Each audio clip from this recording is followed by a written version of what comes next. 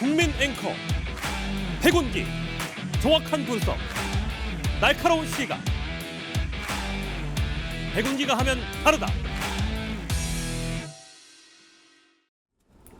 여러분 안녕하십니까, 백운기입니다. 최악의 불더위 속에 여름이 지나가고 있습니다. 이번 여름은 더위와 집중호우로 어느 때보다 힘들었죠. 참사가 나도 책임지지 않는 자들 때문에 꽉 막힌 고통의 터널을 지나가는 느낌입니다. 하지만 모든 것은 끝이 있습니다. 햇볕은 뜨거워도 벌써 아침 바람이 좀 다르지 않습니까?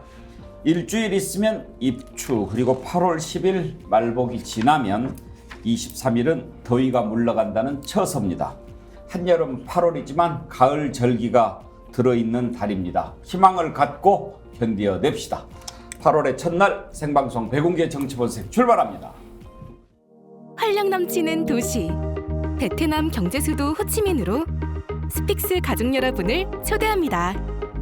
천혜의 자연을 즐기며 급속하게 성장하는 베트남을 경험합니다.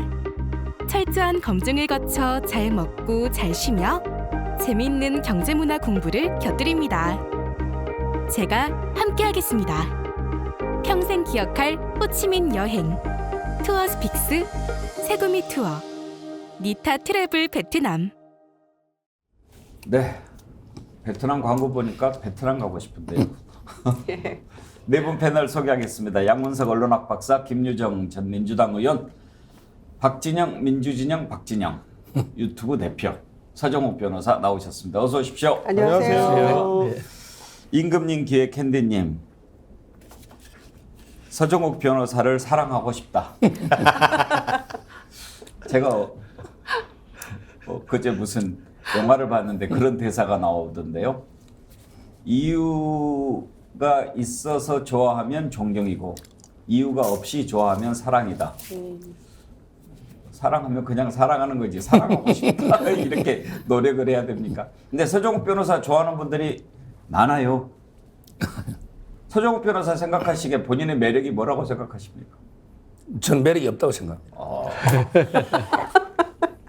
너 매력 있어. 매력 있죠. 갑자기 저 또 매력 이렇게 있어요. 서정욱 변호사 매력 있죠. 예. 예. 일관되잖아요. 그렇죠. 예. 예. 억지를 써도 일관되고. 네. 아니 그러니까 서정욱의 매력은 예. 윤석열을 온몸으로 저렇게 지키는 사람은 서정욱밖에 없어요. 반말하지 말라니까요. 서정욱 변호사. 서정욱 변호사밖에 예. 없어요. 말이 되든 안 되든 논리적으로 일관성이 있든 없든 정반합에 그 맞춰지든 안 맞춰지든 오로지 일관되게. 온몸으로 윤석열 대통령을 변호하는 사람은 서정욱 변호사밖에 없다. 그래서 변호사 하나 봐요. 저는 서정욱 변호사 최고 매력을 뭐라고 생각하냐면요. 본인이 이렇게 주장을 하잖아요. 주장을 하다가 잘못된 부분이 혹시 이렇게 지적이 되잖아요. 그러면 곧바로 인정합니다. 그리고 또 의견이 다르면 다른 의견을 받아들이는 자세가 있고요. 또 논란이 이렇게 생길 때 그것은 우리 시청자들한테 물어보자 이렇게 하는 그런 자세가 저는 참 좋아 보이고, 그다음에 이제 본인이 막 좀 억지를 부렸다 싶으면은 약간 그 좀 쑥스러워하는 미소, 그게 좀 매력적이고. 근데요, 곧바로 인정하는 걸 서정욱 변호사는 너무 자주 해요. 그리고 그 쑥스럽게 짓는 그 표정은요, 너희들은 떠들어라 내 길은 간다 하는 서정욱 변호사의 특유의 돌파력입니다. 근데 그죠? 이제 동의하시죠, 서정욱? 한 가지 아쉬운 거는 곧바로 인정하고 현장에서 수긍하는 것 같은데 그 다음번에는 또 같은 얘기를 또 하신다는 거죠. 아우, 그놈의 매력. 아무튼 서정욱 변호사가 처음에 이렇게 우리 정치분석 함께 하실 때, 아, 서정욱 나왔다, 나 탈퇴, 뭐 이렇게 빠이빠이 하고 가시는 분들이 좀 있었어요. 실제로 그렇게 하고 나가셨는지 아니면 계속 지켜보셨는지는 잘 모르겠는데, 그런데 요즘에는 또 사랑한다, 사랑하고 싶다 뭐 이런 분들도 많이 계세요. 예. 박진영 변호사는 특별히 하실 말씀이, 박진영 민주진영 박진영 대표는 뭐 특별히 하실 말씀이 없으신가 본데요. 뭐 저는 서정욱 변호사 좋아합니다. 네. 네, 인간성이 좋은 사람입니다. 네. 자, 오늘 8월의 첫날인데요. 8월 아까 말씀드렸듯이 더운 여름이지만 가을 절기가 들어있고 또 이번 8월에 우리 스픽스 구독자 50만 명 달성할 수 있지 않겠습니까? 50만 구독 달성 이벤트 저희가 펼치고 있는데요. 커뮤니티에 예측해 주십시오. 날짜를 적어 주시면 대상 1등은 앞에 보신 베트남 광고 보셨죠? 2분을 선정을 해서 럭셔리 여행 상품권 드리도록 하겠습니다. 그리고 또 20분께는 광화문 살롱에서 고급 베이커리 선물 세트 저희가 준비해서 드리도록 하겠습니다. 지금 현재 모두 709분이 참여해 주셨는데요. 계속 참여해 주십시오. 그래도 1000명은 넘어야 되지 않겠습니까? 네. 늦게 참여할수록 당첨 정답을 맞출 가능성은 높지만 맨 처음 맞춘 분부터 1등을 선정하니까요. 참고해 주십시오. 재밌는 댓글 하나 소개시킵니다. 네. 우리 박성수님이 서정욱 변호사는 가끔 한 대 지어받고 싶은 매력이 있다. 매력. 예. 나하고 비슷한 생각을 갖고 있어요. 예. 자, 오늘 첫 번째로 양평고속도로 특혜 의혹과 관련해서 원희룡 장관이 참 이 모양 저 모양으로 예를 많이 씁니다. 온몸을 던져서 막아내는 그런 느낌인데요. 이번에는 새로운 안을 가지고 나왔습니다. 그러니까 노선 검증위원회를 만들어서 한번 따져보자라고 제안을 했습니다. 백지화하기에는 너무 부담스러웠겠죠. 그래서 지난번에 국토위 상임위원회에서 뭐 백지화가 아니고 중단이다 이렇게 얘기했다가 그러면 백지화는 아닌 거냐 그랬더니 또 좀 머뭇거리고 그랬죠. 백지화 한다고 그게 마음대로 되겠습니까?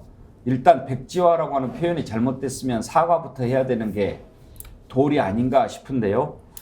야당에서는 국정조사 해야 된다 무슨 꼼수냐 이렇게 비판을 하고 있습니다. 오늘 이 부분에 관해서 먼저 좀 짚어보도록 하지요. 원희룡 장관의 발언을 먼저 들어보겠습니다. 심상정 의원이 노선검증위원회를 여야가 함께 꾸리자라는 제안을 했기 때문에 우리 국민의힘 간사를 중심으로 해서 전문가 검증위원회를 꾸리는 이 부분들에 대해서 진행을 할 겁니다. 할 것도 없이 상임위원회에서 7일 전에만 부르면 증인선서에서 거짓말하면 처벌도 다 가능하거든요. 양문석 박사님 맨 마지막에 상임위에서 증인선서하면 네. 처벌도 가능하다 이 말은 국정조사해서 거짓말해서 처벌하는 것과 마찬가지 효과다. 예.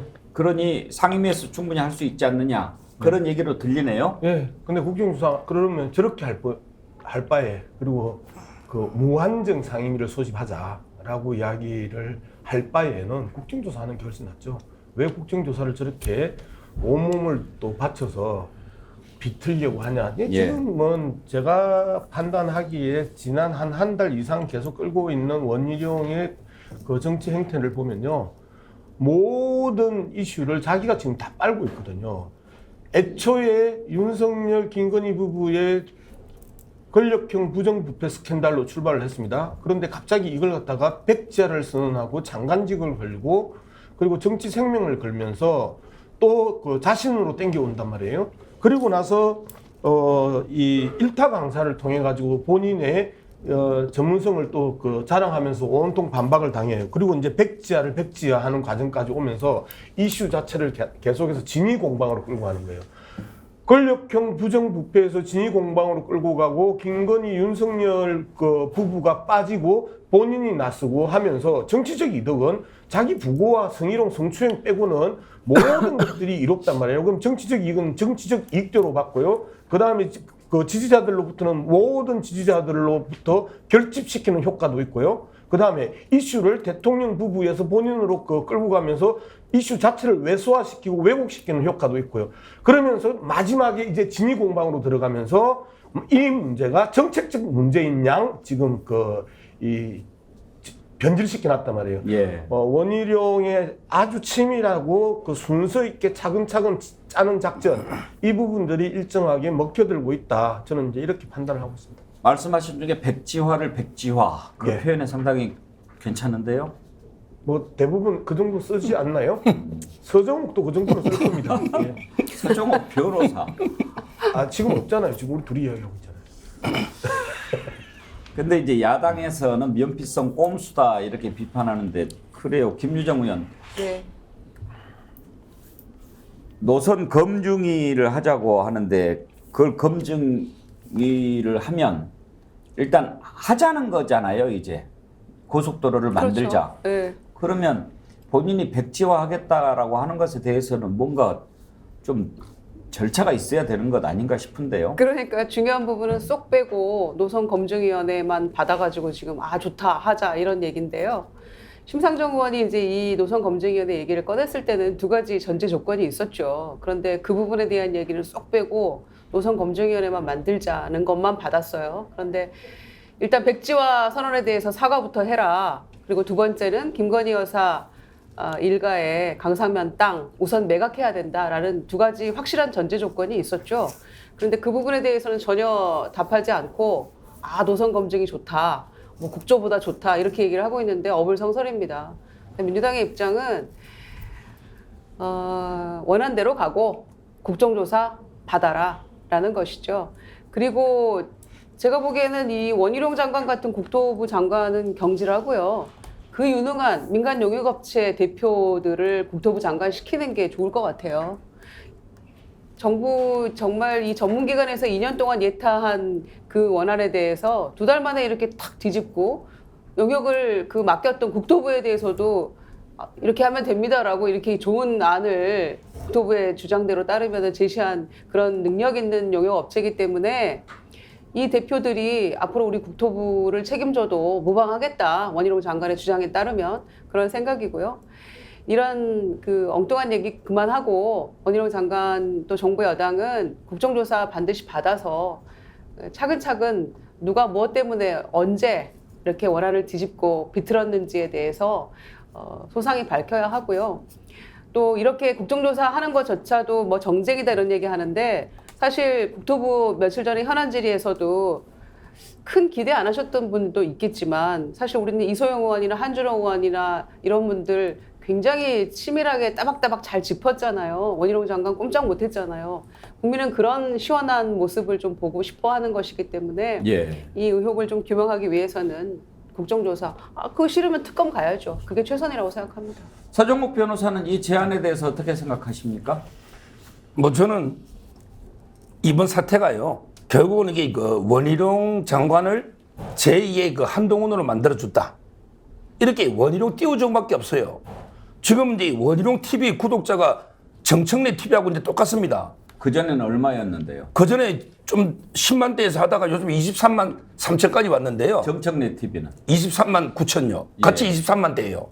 그전에는 정청래 TV가 더 압도적이었죠. 정청래 TV가. 예. 저는 지금 여기 원희룡의 팬덤이 생기고 있습니다. 보수의 그 제2의 한동훈이다. 이렇게 띄워주고 있는 거예요. 이게 과연 민주당의 공세가 전혀 안 먹힙니다. 그러니까 이게 갤럽에서 29%까지 민주당 지지율이 떨어지고 있잖아요. 좀 이게 공세를 하려면 이게 날카로운 창으로 아픈 데를 찔러야지. 제가 여기 원희룡 장관도 통화해봤어요. 막 전혀 신경도 안 쓰더라고요. 완벽하게 자기 잘못이었기 때문에. 아무 문제가 없기 때문에 전혀 신경 안 쓰고, 그 다음에 대통령실도 취재해보니 아이고 우리 뭐 양평에 땅이 한두 군데 있냐, 아무 관심이 없어요. 차라리 이런 공세할 것 같으면 아예 때려쳐야죠. 민주당이 공세를 하려면 제대로 하든지. 지금 여기 뭡니까? 2주 동안 매일 방송에서 뭐 어쩌고 저쩌고 장모 또 이렇게 플랜카드를 걸었는데 민주당이 장모님께 고속도로 하나 선물해야 되겠다. 이렇게 걸었더라고. 그래서 제가 방송에서 야, 장모한테 분기점 하나 고속도로 좀 이렇게 선물 주고 빤 맞는다. 선물 주고 빤 맞아.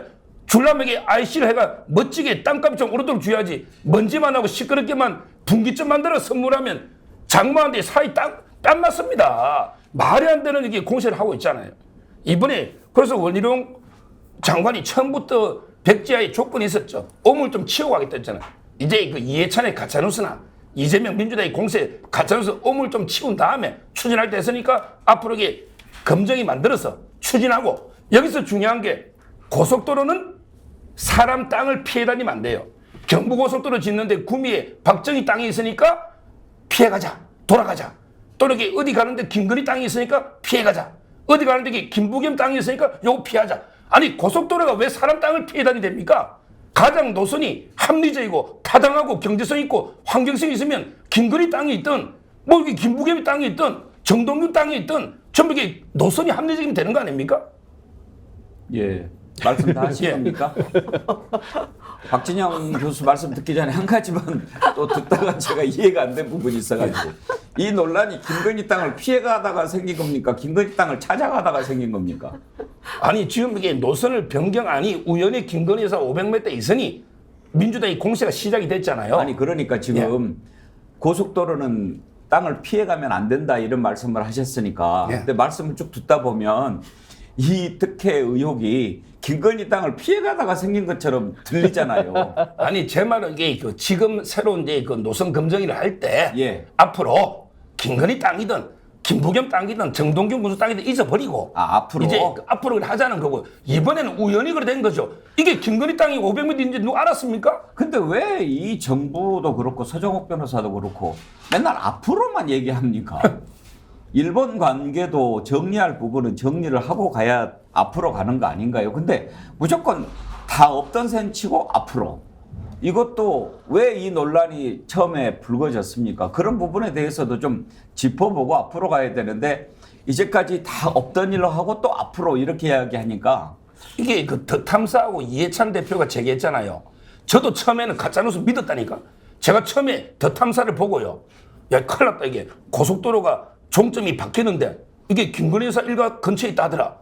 이게 큰일 났다. 이게 김건희 여사 비난 여론 윤석열 정권이 희청거리겠다. 이렇게 저도 가짜로 쏘은 거예요. 지금은 그때, 안 믿습니까? 그때는 IC가 저는 종점이 바뀐다는 게 IC가 바뀌가 김건희 여사 땅으로 연결되는 이런 걸로 방송 볼 때 뉘앙스로 예. 뭐 제가 착각했을 수 있지만 이렇게 올랐는데 나중에 자세하게 보니까 분기점이 다른 데 붙는 거예요. 지금 이게 호흡 분기점, 뭐 신갈 분기점, 어느 분기점 가도 분기점 근처에 이 땅값이 오릅니까? 분기점 근처에 이 땅 사라도 이재명 대표도 안 살 거예요. 그 이소영 의원이 제일 저는 무식하다 봐요. 이소영 의원이 뭐 법전 하나 들고 가지고 야 언젠가는 개발될 수 있지 않냐? 언젠가는 천년 만년 뒤에 우리 합천당 제가 평당 2만 원 한 땅도 언젠가는 개발될 수 있어요. 그게 사람이 몇백 년 뒤에 죽고 나서 개발되면 뭐합니까? 그 분기점에 어떻게 아파트 짓습니까? 진짜 이소영은 그렇게 왜곡하면 안 됩니다. 이소영 의원 발언도 그렇게 사실 해석할 일은 아닌 것 같은데 너무 서정욱 변호사 말씀 많이 하니까 그건 좀 이따 좀 따져봅시다. 박진영 대표 얘기 들어보죠. 일단 우리 서정욱 변호사가 하신 말씀 중에 사실과 다른 부분은 제가 사진으로서 증명하겠습니다. 여기는 제가 사진 보이나요? 보이는지 모르겠습니다만은 김건희 여사 일가 땅 입구 진입로 앞입니다. 진입로 앞에서 이정표가 보이죠? 남양평 IC. 남양평 IC 1km. 현재 이미 김건희 여사 땅 일가의 땅들은 중부 내륙 고속도로 남양평 IC 1km 내에 있습니다. 1km 내에 이미 IC가 있고요. 여기에 도로가 하나 더 연결되면은 더 물동량이 많아지겠죠, 그죠? 뭐 그렇게 생각하시면 된다. 그 말씀을 드리고 싶고요. 그럼에도 불구하고 저는 서정욱 변호사가 원희룡 장관보다는 훨씬 훌륭하다고 생각합니다. 서정욱 변호사는 일관성이 있는 데 비해서 우리 원희룡 장관은 늘 기회주의적 처신을 하는 것 같아요. 제가 봤을 때. 뭐 예를 하나 들자면 후쿠시마 핵폐수 관련해서 제주도지사 시절에 방류 반대 기자회견까지 했습니다. 지금은 입장이 바뀌었죠. 그 다음에 이 고속도로도 백지화 하겠다고 했다가 다시 또 이제는 검증위원회를 만들자고 합니다. 늘 말이 바뀌는 분이에요. 그리고 저는 심상정 의원 이분도 좀 이상하시네요. 이게 뭐 노선 검증하는 게 그렇게 중요합니까 지금? 제가 봤을 때 여기에 본질은 뭔가 하면요. 노선이 변경되는 과정이 적법 절차를 거쳤는가 하는 부분입니다. 거기에 또 어떤 외압은 작동하지 않았는가. 그 외압의 이유가 땅을 가지고 있어서 사적 이익을 얻기 위해서 외압을 행사해서 변경되지 않았는가. 이것이 본질이고요. 그렇게 된다면 그 본질의 핵심은 장관의 직권 남용 또는 외압한 사람들의 국정농단으로 이어질 수 있는 중대 사건이기 때문에 우리가 국정조사를 하자고 하는 것이다. 이렇게 알아들으셔야 되고요. 장관이 감히 국회에다 대고 뭐 검증위를 만들 이런 이야기 하는 거 아닙니다. 이런 이야기는요, 국정조사 이야기는 여야 국회의원들이 하는 겁니다. 그런 부분에서 굉장히 참 우리 홍준표 시장님 말씀처럼 방자하시다. 이 말로서 제가 뵙도록 하겠습니다. 네.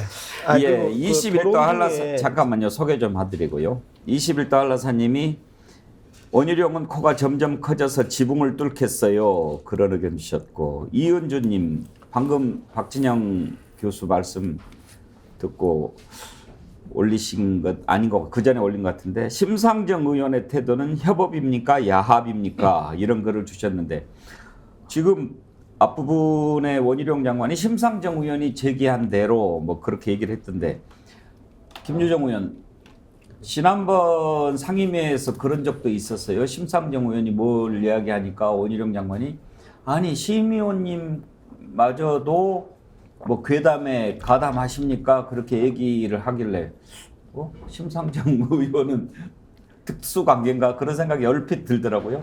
그러니까 그 전에는 안 그랬는데 왜 그러십니까? 라는 식으로 들렸잖아요. 근데 뭐 둘 사이에 어떤 그 전에 얘기가 있었는지 모르겠습니다. 뭐 심상정 의원이 뭐 그런 분은 아니신 것 같은데, 중요한 건 심상정 의원이 그 일패를 당하신 거 아닙니까? 한준호 의원한테는 제출했던 자료를 장관한테 요구를 하니까 장관은 그런 자료가 아예 없다고 얘기를 해버렸어요. 그랬더니 한준호 의원이 이거 말씀이십니까? 제가 심의원님께 드릴게요. 이렇게 해서 심상정 의원이 황당해 버렸잖아요. 원희룡 장관은 무슨 자료가 있는지 없는지도 모르고 거짓말을 하고 있었던 것이니까요.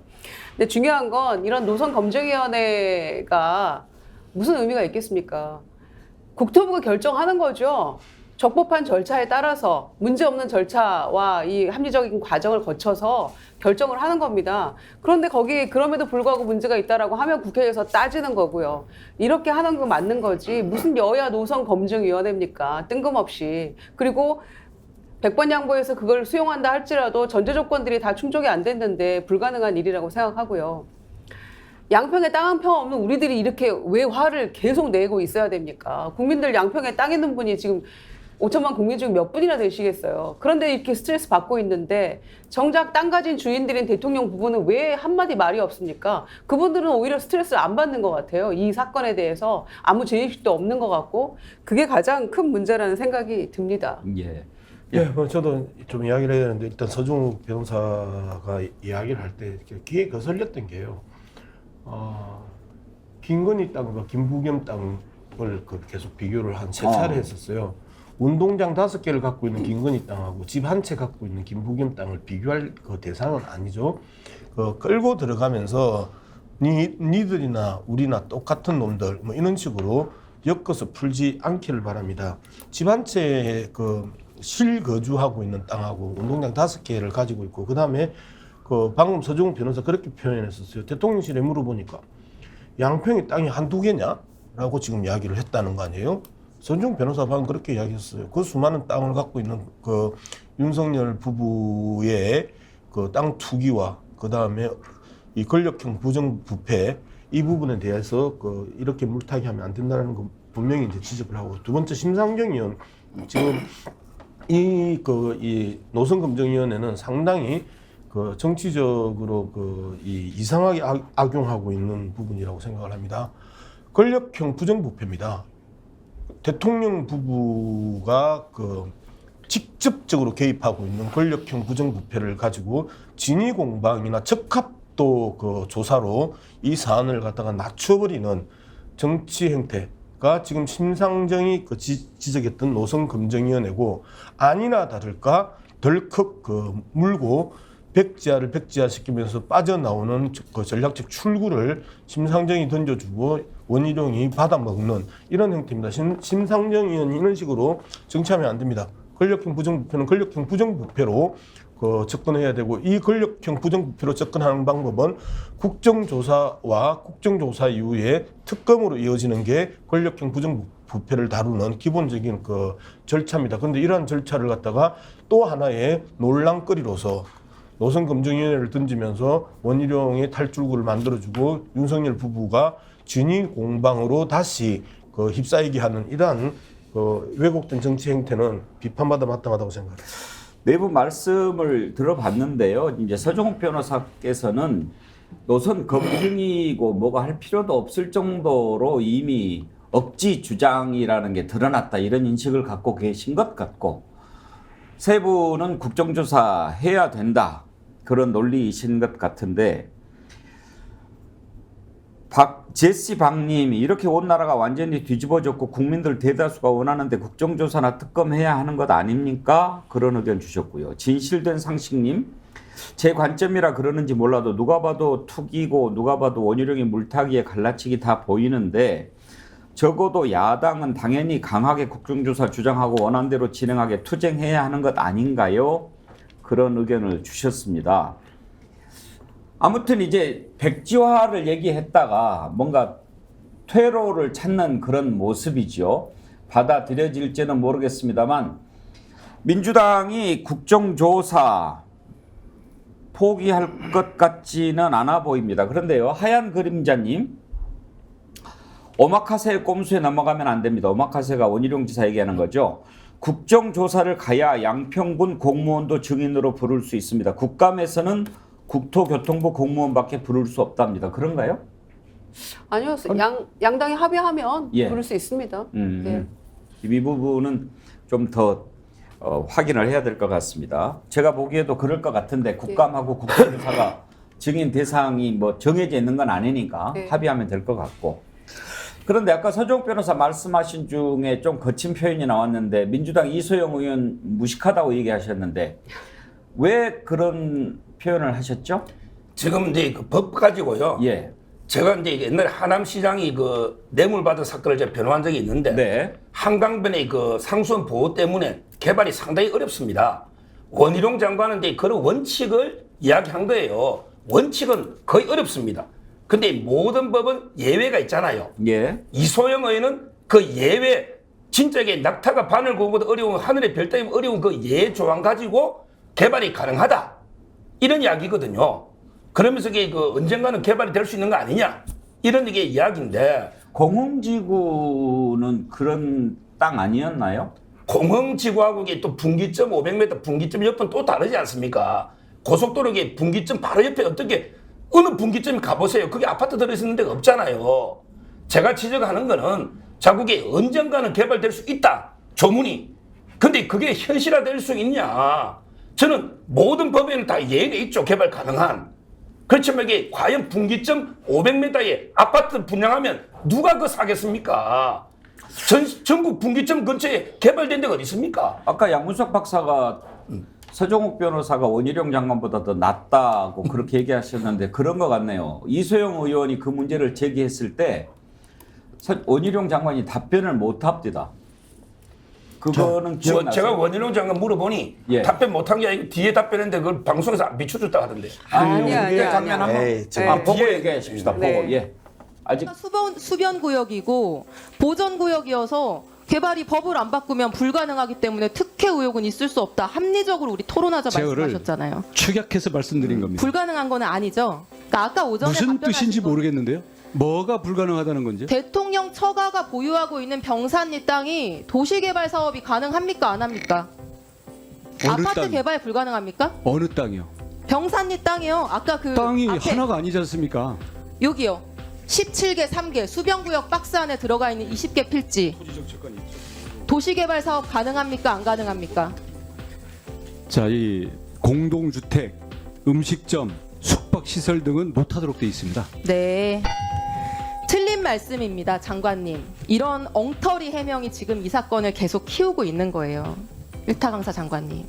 수변계 구역이 뭐 해제가 불가능하다? 법을 안 바꾸면 왜 불가능합니까? 많은 해제 사유가 있습니다. 한강수계법 제4조 2항 5호에 주거형 지구단위 계획으로 지정이 되면 수변구역 해제됩니다.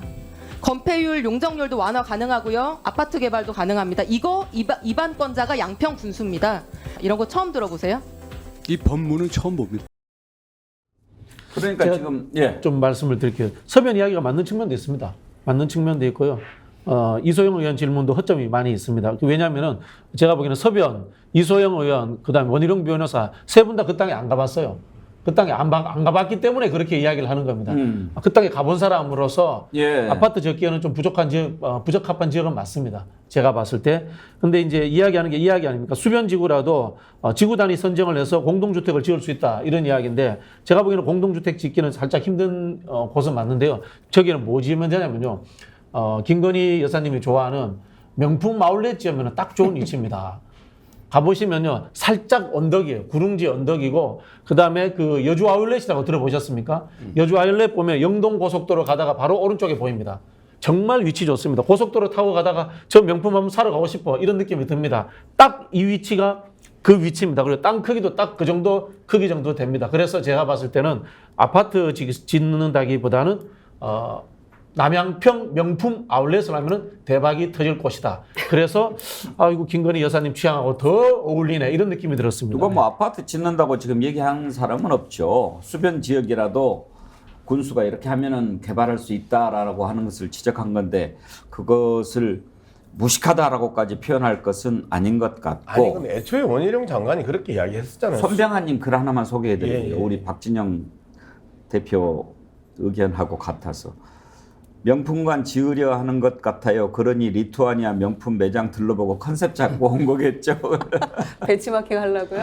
예. 저는 이소영 의원 그 관련한 얘기 서번 말씀하신 거 예외적인 거에 대해서 그 하나 가지고 그 원칙이 그게 아니다라고 이제 마치 그 억지 주장하는 것처럼 이소영 의원에 대해서 좀 폄하하신 것 같은데 그게 100번 옳은 말씀이라고 하더라도요. 그 예외 조항이 어디에 나타난 겁니까? 양평 공흥지구 개발에 나타난 거예요. 그 예를 들었잖아요. 이소영 의원이. 얘가 하나라도 있으면 사과하시겠습니까? 했더니 사과도 안 하고 계속 딴소리만 합니다. 그것도 김건희 여사 그 어머니, 그러니까 장모를 비롯한 그 부동산 개발업자들이잖아요. 거기서 한 거 아닙니까? 그래서 100억 이상 그 수익을 냈고 개발 부담금 18억 부담 안 해가지고 특혜 아니냐 이러면서 많은 문제가 있었죠. 그래서 100번 양보해서 그 처가가 아무것도 안 하는 그냥 평범한 주부들이고 그랬다 쳐요. 그러더라도 이렇게 많은 땅을 보유하고 있고 노선이 이런 식으로 바뀌는 건 이거 문제 있는 거 아니냐라고 충분히 합리적 의심할 수 있는 것인데 이분들이 너무 땅을 사랑하고 있잖아요. 그래서 많은 땅을 지금도 사들였잖아요. 축구장 5개가 아니라 그 이상이 있다는 거 아닙니까? 그래서 문제가 되는 것이고 또 이분들이 지금 그 얘기하고 있는 것, 이소영 의원 얘기하고 이런 부분에 대해서 원희룡 장관이 제대로 된 답변을 하나도 못하면서도 억지만 부리고 있는 거예요. 나중에는 뭐 무슨 땅을 얘기하고 있는 거야. 지금 여태껏 지금 그 주변 땅, 강상면 땅 얘기하고 있는데도 계속 엉뚱한 소리 하는 거 아닙니까?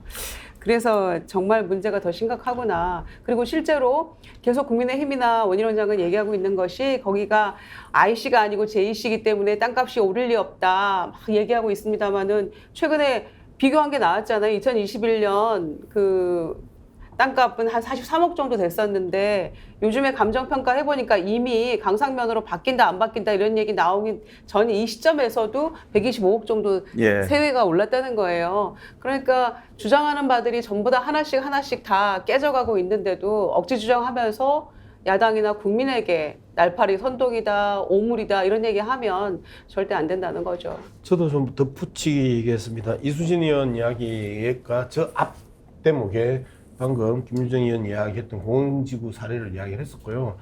원희룡 장관이 그렇게 이야기를 합니다. 수변구역은 개발이 불가능하다라고 자기가 그렇게 이야기를 했기 때문에 불가능하지 않았다. 누가 손대느냐에 따라서 서정욱 변호사가 손대면 2만 원짜리 영원히 2만 원짜리고요. 최은순이 손대면 그 2만 원짜리가 20억, 200억이 갔단 말이에요. 그게 공흥지구였단 말이에요. 이 부분에 대해서 지금 이야기를 하는 부분이고 그 다음에 또 원희룡 장관이 그게 쓰레기 땅이다 라고 또 이야기를 해요. 그런데 그 쓰레기 땅이 지금 아울렛에 채적지라는 거 아니에요. 이런 부분에 대해서 지금 원희룡 장관이 거짓말한 부분에 대해서 이수진 의원이 하나의 구체적인 사례 그리고 그 사례가 누가 손대느냐에 따라서 어떻게 그 쓰레기 땅이 황금 땅으로 바뀌는지 이 부분에 대해서 이야기를 하고 있는데 서정욱 변호사는 서정욱 변호사대로 집당 안 올라갔다고 둥둥 그건 서정욱이 때문에 안 올라가는 거야. 최원수님은 올라간단 말이야. 김건희는 올라간단 말이야. 네, 자. 그런데 왜 이게 논란이 되는가를 사실 좀 원점에서 또 본질적인 부분에서 좀 짚어볼 필요가 있습니다.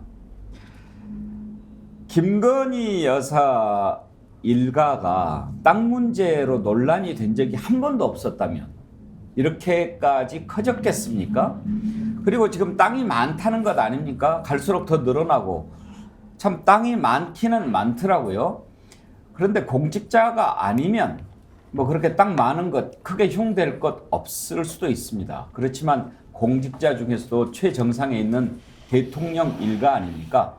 대통령 일가가 땅이 그렇게 많은 것 자랑할 것인가 싶고요. 대통령으로 있는 동안에 그 땅값이 이렇게 올라가는 거 그거는 경계해야 될 일입니다. 그리고 원희룡 장관도 이야기했듯이 뭐 땅이 하나 둘입니까 그렇게 이야기하는데 적어도 대통령이라고 하는 최고 권력에 있으면서 땅값 올라서 그걸로 이익 봐서는 안 되지 않겠습니까? 이렇게 이제 처가 리스크 계속 나오는데 이 문제 한번 짚어봐야 됩니다. 특별감찰관제 지금 제2부속실도 없는데 특별감찰관제 있지만 이게 지금 전혀 가동이 안 되고 있습니다. 서정옥 변호사, 특별감찰관제 있는데 왜 특별감찰관을 임명을 안 할까요? 아마 이게 그 문재인 정권 때 이제 그 5년 동안 임명을 안 한 거죠. 예. 오히려 그때 추천도 누가 됐었는데 임명이 예. 안 됐을 겁니다. 저는 지금 이게 대통령실은 여야 합의로 적임자를 추천해주면 언제든지 임명하겠다 이런 입장이기 때문에 뭐 지금 이거는 민주당이 금방 합의하면 서로 하겠다는 거예요 지금은. 제가 서정욱 변호사가 그렇게 얘기할 줄 알았습니다. 문재인 대통령 탓할 줄 알았는데 그런 생각 들어요. 다 전 정부 탓하고 문재인 대통령 하는 거 반대로만 하면서 왜 이거는 반대로 안 합니까 그러면? 지금 이제 하려고 하잖아요. 좀 늦은 뭐를 감이 있지만 하려고 합니까? 특별감찰관 여야 합의로 추천하면 여야가 합의하면 추천할까요?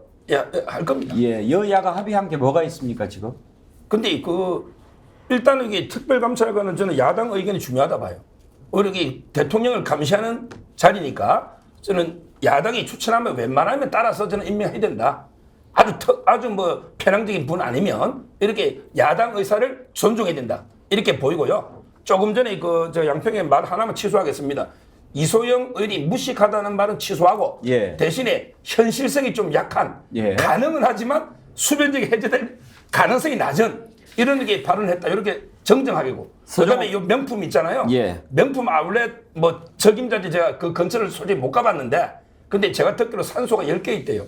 그 명품 아울렛 옆에 산소 10개 있으면 그게 좀 적임진지는 모르겠습니다. 산소가 10개 있던가요? 박진영. 10개 저는 뭐 산소 못 봤습니다. 그 서변이 잘못 알고 있었는데 산소는 안쪽에 있고요. 도로가 쪽에는 아주 길이 좋습니다. 근데 이제 말씀하신 것처럼 저도 이제 그 국토부 관련 일을 해봐서 아파트 입지 이런 거는 좀 보는 편인데 아파트 입지로 보기에는 조금 미흡한 점이 있습니다. 예. 아니 선산이고 산소가 그렇게 여러 개 있는데 가본 지가 오래되면 안 되잖아요. 김 여사가 그렇게 근데 얘기했다면서요. 원래 안 가본 지 선산 있는 오래됐다고. 것도 뭐 지금 당초 얘기한 데하고 좀 다르다는 그런 얘기도 예, 있고 떨어져 있다고 하더라고요. 그렇더라고요. 아무튼 좀 국민들이 진실을 알 수 있도록 뭔가가 좀 정리가 됐으면 좋겠습니다. 신명철님, 앵커님 묘소 없는 선산 보셨습니까? 천사섬님, 박진영님 놀라운 지적입니다. 명품 아울렛에서 누구도 생각 못했을 것 같은데 꼭 찍어주셨네요. 진짜 명품 찾는 고객들이 많이 몰릴 것 같습니다. 손현성님, 리투아니아에서 명품샵의 호객 행위를 받은 게 아니고 부동산업자 호객 행위를 받은 듯. 예. 제가 본질을 한 번만 지적하고 싶은데요. 이 도로를 닦으려고 했던 첫 번째 이유가 두물머리에 주말에 차가 막혀서 그런 겁니다.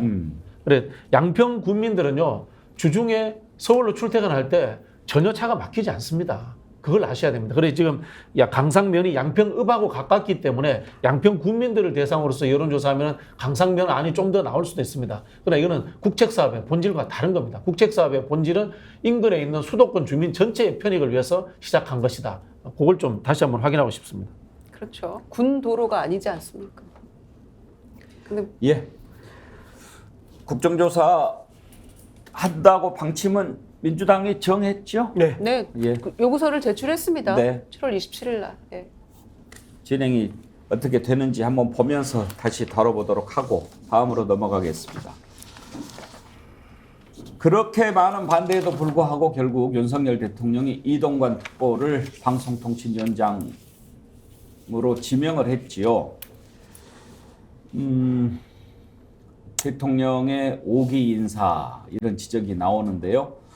처음에 뭐 지명됐을 때 이런저런 얘기를 했는데 그 뒤로 그때 당시에도 기자들 질문 안 받고 어제는 뭐 다른 일정이 있어서 또 기자들 질문 안 받았는데 오늘은 얘기를 한 것 같아요. 뭐라고 얘기했는지 한번 들어볼까요? 반드시 제가 말씀드리고 싶은 것은 그 언론은 장악될 수도 없고 또 장악해서도 안 된다. 그런 영역이라고 생각을 합니다. 다만 자유에는 반드시 책임이 뒤따라야 됩니다. 그래서 무책임하게 가짜뉴스를 퍼날른다든가 특정 진영의 정파적인 이해에 바탕한 논리나 주장을 무책임하게 전달하는 것은 언론의 본 영역에서 이탈한 것이다. 이렇게 생각합니다. 그리고 한 말씀만 더 보태면 이른바 2017년 전후에서 벌어졌던 이른바 적폐청산이라고 당시에 이름을 붙였었습니다만은 거의 광풍처럼 몰아쳤던 그래서 저희가 흔히 조선시대 사화라고까지 얘기를 했습니다. 그런 가운데서 제가 만약에 언론을 장악하기 위해서 어떤 지시, 또 실행, 그리고 분명한 결과가 나왔었다면 제가 오늘 이 자리에 설 수 있었겠는가.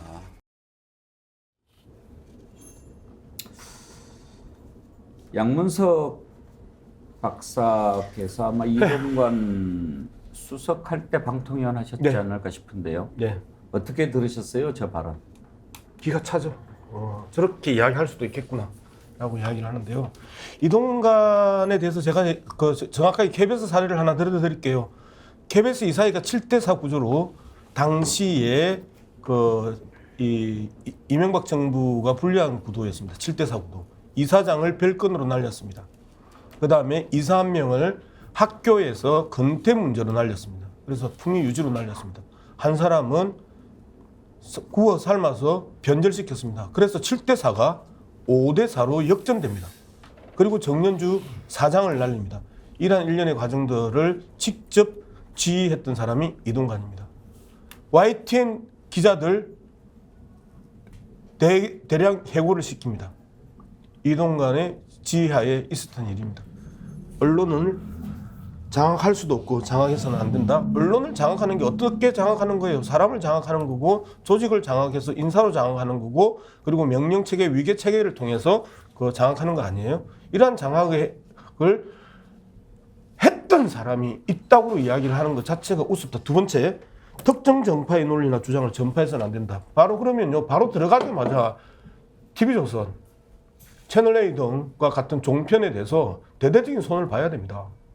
이 부분에 대해서 손을 보지 않고 이렇게 노골적으로 특정 정파의 논리와 주장을 갖다가 전파하고 그리고 오히려 자신들이 만들어서 전파하는 이러한 언론에 대해서 손을 봐야지요. 거기에 대한 기본적인 이야기가 없잖아요. 이동관이 이야기하는 특정 정파의 주장과 논리를 갖다가 가짜 뉴스로 만들어서 전파하는 데는 KBS, MBC가 아니고 채널A나 TV조선과 같은 종편이라는 부분을 명확하게 지적을 합니다. 적폐청산요? 적폐청산에서 나는 살아남았다? 적폐청산을 주도했던 사람이 누구예요? 윤석열이에요. 당시에 중앙지검장 윤석열이 선택적 조사를 했던 거죠. 봐줄 사람 봐주고 빼줄 사람 빼주고 그리고 반드시 잡아 넣어야 된다고 생각하는 사람들 빼먹고 힘없고 권력 떨어지고 했던 사람들은 다 집어넣었던 거 아니에요. 그 속에서 선택적으로 선택받아서 빠져나간 사람이 이동관 아니에요? 왜 이러세요? 말을 해도 정확하게 똑바로 이야기해야죠. 이동관의 문제는요. 언론 장악의 문제만 있는 게 아닙니다. 학폭에 있어서 아들 싸움에 부모가 개입해가지고 무마시켰던 이 사건도 있고요. 부인 뇌물 사건도 아직까지 혐의가 깔끔하게 정리되지 않고 있고요. 처와 자식들 문제까지 다 안고 있는 이동관. 본인, 누구랑 똑같지 않아요? 이런 사람이 지금 방송통신위원장이 됐습니다. 제 기억이에요. 방송통신위원장이요. 방송통신회에 출입하고 있는 기자를 전화 한 통으로 9시 앵커로 만든 그 권력이 바로 보수 정권 하에서 방송통신위원회 위원장입니다. 이상입니다. 예, 김유정 의원. 저는 이제 워낙 오랫동안 뜸을 들였잖아요. 몇 달 동안 막 내정됐다 이러면서도 막 내정됐다는 소식 듣고 막 붕괴하고 이랬던 기억이 벌써 두어 달 흐른 것 같은데 결국에는 포기하지 않고 정말 마이웨이구나. 정말 국민이 원하지 않는 그 반대의 길로만 가는구나 해서 참 착잡하고요. 지금 생각하면 작전이었던 것 같아요. 예. 그래서 미리 띄워가지고. 예, 미리 좀 해놓으면은 학폭이니 뭐니 잠잠해질 거다. 그리고 뭐 다 무혐의다. 이런 얘기 지금 벌써 하잖아요. 이게 잠잠해질 문제는 아니죠. 오늘도 아침에 보니까 연합 속보로는 뭐 윤 대통령이 교권 확립 고시를 제정하겠다. 이런 얘기 했다고 하는데 이동관 후보 같은 사람이야말로 이 악질 학부모 민원의 대표적인 주자 아닌가요? 이쯤 되면은 이사장한테 전화해서 시험만 보고 전학 가게 해달라 이렇게 얘기하는 거는 악성 학부모 아닌가요? 그래서 누가 그렇게 할 수 있습니까? 100번 양보해서요. 학폭 관련해가지고 그 피해자 학생의 부모가 학교도 말이 안 되고 담임도 안 통하고 교장 선생님도 얘기가 안 되고 그래서 어떻게 찾다 이사장께 전화를 해서 이런 억울한 상황인데 이거 좀 어떻게 좀 해결 좀 해주십시오. 라고 생각할 수도 있어요. 그건 정말 가능하겠다. 그런데 그런 일이 실제로 일어납니까? 그냥 보통 학부모들은 담임선생님한테 전화하는 것도 굉장히 주저주저 하면서 해요. 어려운 마음으로. 그런데 이런 일을 해놓고도 지금 무혐의다, 아무 문제 없다 하고 있는 거는 진짜 이건 어불성설이고요. 저는 이 인사청문회를 정말 치밀하게 세게 해야 된다고 생각합니다. 지금 과방위가 20명인데 윤핵관 장제원 의원이 위원장인 상황이잖아요. 근데 민주당이 11명입니다. 똘똘 뭉쳐서 세 가지 분야잖아요. 하나는 방송장악, 언론장악 관련된 문제고 두 번째는 문학의 블랙리스트 관련된 문제도 있습니다. 세 번째가 학폭이잖아요. 자식의 학폭. 이 문제를 정말 치밀하게 역할 분담해가지고 제보도 받아가면서 정말 잘해야 된다고 생각합니다. 예, 박진영 대표. 근데 이제 사과할 부분이 있으면 사과도 하고 그렇게 하는 게 상식적인데 언론은 장악할 수도 없고 장악돼서도 안 된다. 글쎄요, 본인이 할 말인가 싶은데 그 다음에 이제 또 약간 협박을 해요. 언론 자유에는 책임이 따른다. 그 얘기는 지금 이런 거 근거 없이 만약에 써대고 그러면은 가만히 안 놔둘 거야. 이렇게 들립니다, 저는. 사과를 하지 않는 이유는요. 본인이 임명된다는 이야기가 나오고 본인에 대해서 과거에 했던 행적, 그다음에 의혹들에 대해서 지적 나온 것을 알고 있기 때문에 뭉개겠다는 생각이 이제 강하게 이제 형성되어 있는 겁니다. 그런 부분이 있기 때문에 사과를 하는 거고요. 사과를 아직 하지 않기 때문에 협박과 저는 당연히 연결되는 거라고 봅니다. 나는 그런 거에 구애받지 않는 사람이야. 내 흠결은 의미 없어. 대통령이 임명했기 때문에 나는 내 권력을 가지고 마음대로 휘두를 수 있어. 이건 사실은요. 윤석열 대통령과 똑같은 생각입니다. 나는 수많은 흠결이 있어. 본부장 비리가 있어. 그럼에도 불구하고 나는 국민이 뽑아서 대통령이 당선되었기 때문에 나는 내 권력을 내 마음대로 쓸 수 있어. 라는 것이 똑같은 저는 동질적인 사고를 갖고 있다. 이렇게 보여지고요. 이동관 그 임명자가 가짜뉴스 이야기하는데요. 바이든 날리면이 가짜뉴스 아닙니까? 왜 한국 정부가 매일 후쿠시마 오염수 관련해서 브리핑을 합니까? 그게 오히려 한국 정부가 해야 될 일입니까? 역반하장이다, 적반하장이다. 저는 이런 생각이 들고요. 방통위원장 임명 문제는 정권의 명운을 걸어야 된다. 그런 생각이 듭니다. 그런 부분에 있어서 만약에 우리 저기 의원님하고 여러분들이 지적을 하셨습니다만은 이동관 지명자의 수많은 의혹들이 청문회 과정에서 현실로 사실로 드러난다면은 여기에 대해서 인사검증의 책임을 지고 있는 법무부 인사검증단을 운영하는 한동훈 장관 해임까지 해서 저는 윤석열 정부의 명운을 걸고 이동관 위원장의 임명에 대해서 책임을 져야 될 것이다. 그렇게 경고합니다. 예, 서정욱 변호사. 제가 여기 두 가지만 좀 말씀드리면 저도 이제 저 KBS 이사 출신입니다. 예. 우리 양 박사님이 방통위원 출신이죠. 예. 근데 그 과거를 굳이 뭐 말한다면 저는 이게 여야 가릴 것 없이 이게 정권 교체기마다 치른 홍역이다. 지금 이게 그 문재인 정권 때 한상혁 위원장 때도요. 강규영 이사에게 김밥 먹고 법인카드 몇십만 원 잘못 썼다 해서 인위적으로 바꾸고 결국에 대법원까지 재판해서 문재인 대통령이 피고인데 패소했지 않습니까? 이거는 이게 굳이 이동관 수석만이 과거에 장악한 건 아니다. 그건 이게 여야가 다 반성할 부분이다. 저는 이렇게 첫째 보고요. 이제는 이제 저는 언론인들 참 존경하고 믿습니다. 아니 이동관 수석이 뭔데 그 한 분 때문에 언론이 장악되겠습니까? 저는 이동관 개인적으로 잘 알지만 이분이 성격상 어떻게 장악합니까? 한 명이 방통위독에 여야가 있고 물론 다수는 이제 여당이 되겠죠. 정권이 바뀌었으니. 따라서 저는 언론인 이게 믿고 어떻게 이제 공정하게 하느냐. 지금 솔직히 지금 공중파는요 많이 치우쳤어요. 제가 KBS만 예를 들어 봐도 MBC KBS 한 번도 못 나갔어요. 보수 패널 스픽스는 놓지만 근데 어떻게 하느냐. 앵커가 주진우, 최경영, 이동영 옛날에 그만두기 전에 김어준 이런 이게 앵커가 윤석열 대통령을 까요. 그럼 이게 민주당 패널이 또 까. 근데 민주당 패널보다 더 심하게 까는 장성철, 신인규, 천하람 이런 사람들이 나옵니다. 제가 옛날 전두환 때처럼 패널을 전부 대통령 찬양하는 사람으로 구성하는 게 아니잖아. 최소한 쟤처럼 한 명은 윤석열 잘한다. 한 명은 못한다. 그 다음에 앵커는 중립. 이렇게 돼야 되잖아요. 이 정도가 공정한 거 아닙니까? 이걸 만들겠다는 거고요. 지금 두 번째 가짜뉴스 척결한다잖아요.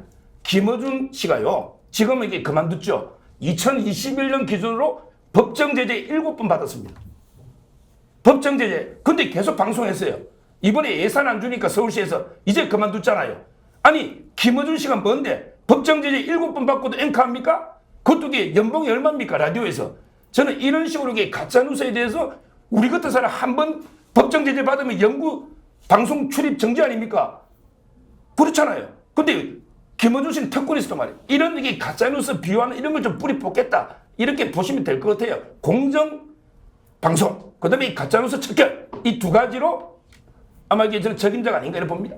자, 지금 서정욱 변호사가 이야기하는 가짜뉴스의 대상이 또 그 진보적 성향의 언론이거나 진보적 성향을 한 번씩 띄는 언론에 대한 그 타겟을 지금 잡고 있는 거잖아요.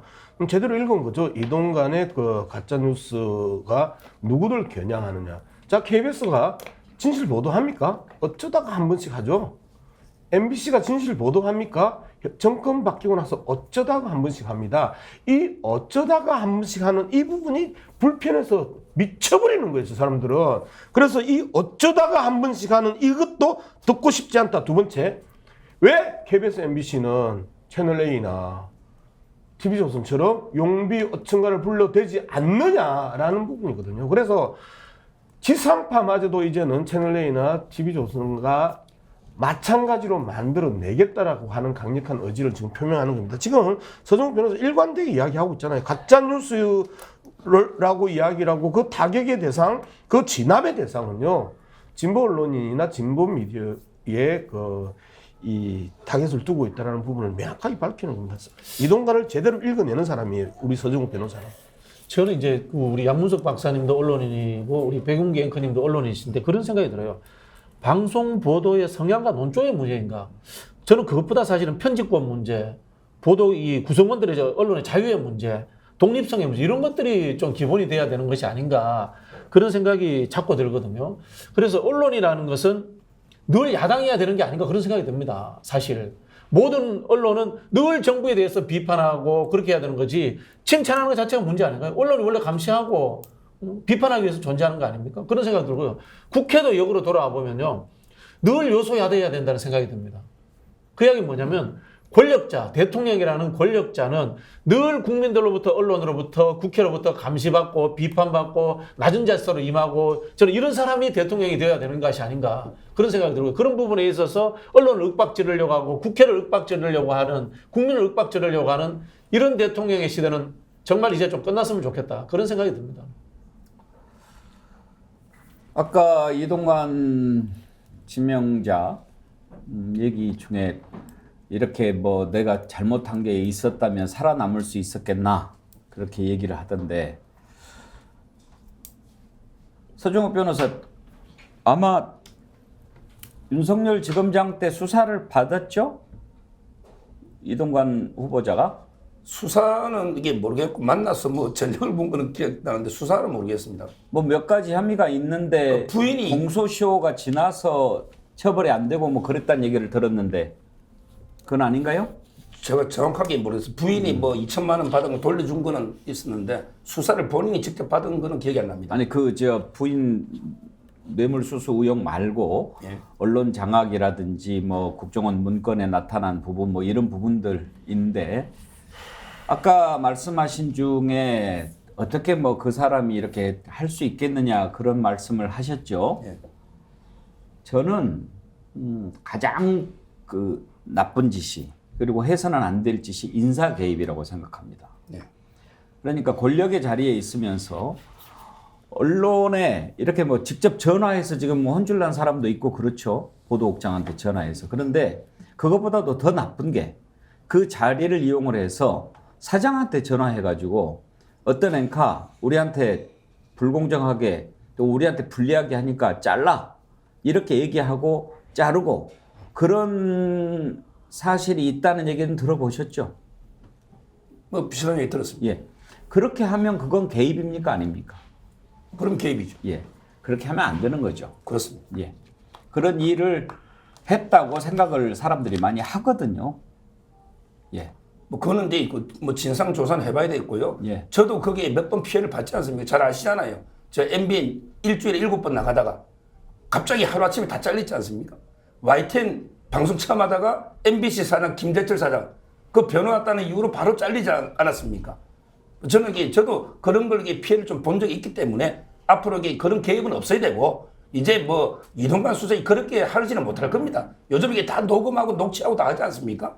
저는 뭐 그렇게 노골적으로 개입할 수 있을까? 지금 이게 시대가 변했지 않습니까? 옛날에 해봤으니까 이번에는 더 잘하겠죠. 어떤 방식으로 잘할지는 안 하지 모르겠습니다만. 않겠어요? 예, 나쁜 짓은 안 해야죠. 예, 안 해야죠. 제가 이게 앵커님 광주 방송 그만둘 때 제일 방송에서 비판했지 않습니까? 나쁜 짓을 했는데 그게 그냥 넘어갔다고 그 다음에 좋은 짓을 할 거라고 생각하지는 않습니다만. 자, 아무튼 자 이제 이동관 방통위원장 현실로 다가오고 있습니다. 저는 민주당이 이번에 정말 제대로 한번 싸우는 모습을 보여줘야 된다고 생각하는데요. 어떻게 보면 윤석열 대통령의 이런 식의 정치, 인사 이번이 가장 큰 분기점이 되지 않을까 생각합니다. 이번에도 그냥 넘어간다면 아마 앞으로는 손 못 쓰고 당할 겁니다. 정말 안 되는 건 안 된다. 민주당이 제대로 보여줘야 될 텐데 이미 기정사실로 받아들이면서 국민의힘 내부에서는 이제 공영방송을 KBS, 1TV, EBS 교육방송 이것만 남겨놓고 다 민영화해야 된다. 이런 얘기가 슬슬 나오기 시작합니다. 이게 지금 정부 여당이 꿈꾸는 방송 지형인가 궁금한데요. 국민의힘 박성중 의원 얘기를 한번 들어보죠. 세계 각국의 방송은 1공영 다민영 체제다. 이렇게 이야기하고 있습니다. 그런데 우리는 다공영 1민영 체제입니다. 예.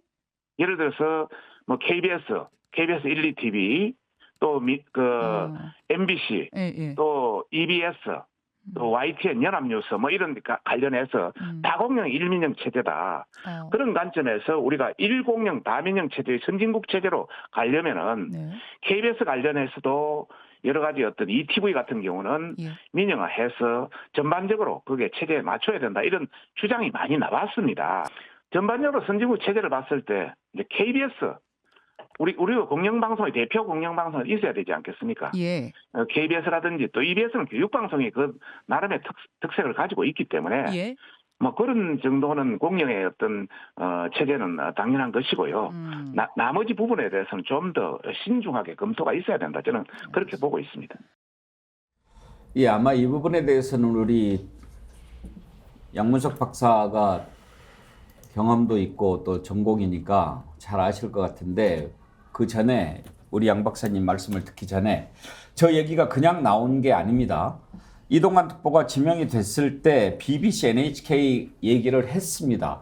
그 연장선상에서 해석할 필요가 있는데요. 그때 발언을 한번 들어보겠습니다.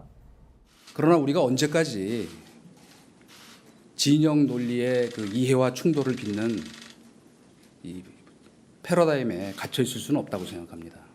지금 세계 각국이 이 글로벌 미디어 전쟁이라고까지 얘기할 수 있는 치열한 그 환경 변화 속에서 그 고지를 선점하기 위해서 각축하고 있습니다.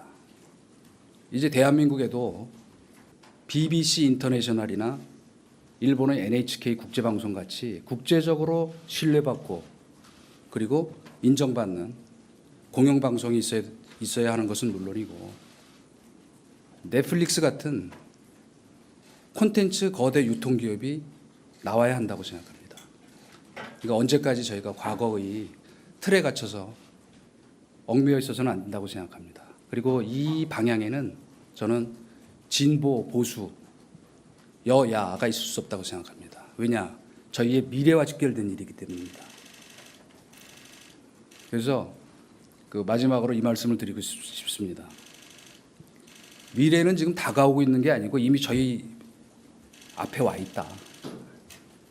그래서 그 여러분 모두 그다음에는 뭐 하나만한 얘기니까 들을 필요 없을 것 같고. 아니 과거의 틀을 깨고 미래로 가자면서 왜 과거에 사람이 나와가지고 저렇게 떠들어댑니까? 장악했던 사람이 나와가지고.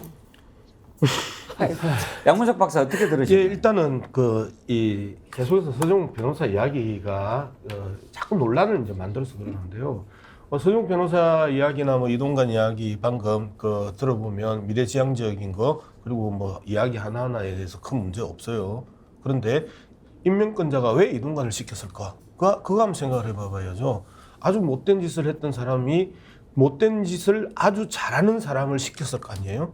그리고 임명권자가 이동관을 시켰다는 부분은 언론 장악해라, 방송 장악해라, 그리고 방송판 반대기 바꿔라. 지금 이 이야기를 요구하고 싶어서 그래서 철저하게 국힘당이나 현 정권 중심으로 세상이 돌아가게 만들어라. 이러한 기대를 갖고 임명권자가 시키지 않았겠어요? 이 부분에서 좀 지적을 하고요. 문제는 박성중 이야기입니다. 저는 지난번에도 한번 방송에서 세계적으로 3대 공영방송을 갖다가 저는 NHK, BBC, KBS라고 이야기를 했었습니다. 그리고 NHK, BBC보다 훨씬 나은 게 저는 KBS라고 생각을 하는데요. KBS가 상당 부분 K2를 통해 가지고 이 상업적 경쟁 요소를 가지고 있고 K1을 통해 가지고 공영방송의 세계적인 경쟁력을 가지고 있는 회사입니다. 이 세 개를 이야기를 할 때 KBS를 자랑스럽게 이야기하고 대한민국이 KBS 제도를 세계에 수출할 수 있는 제도가 KBS 제도라고 저는 생각을 하거든요.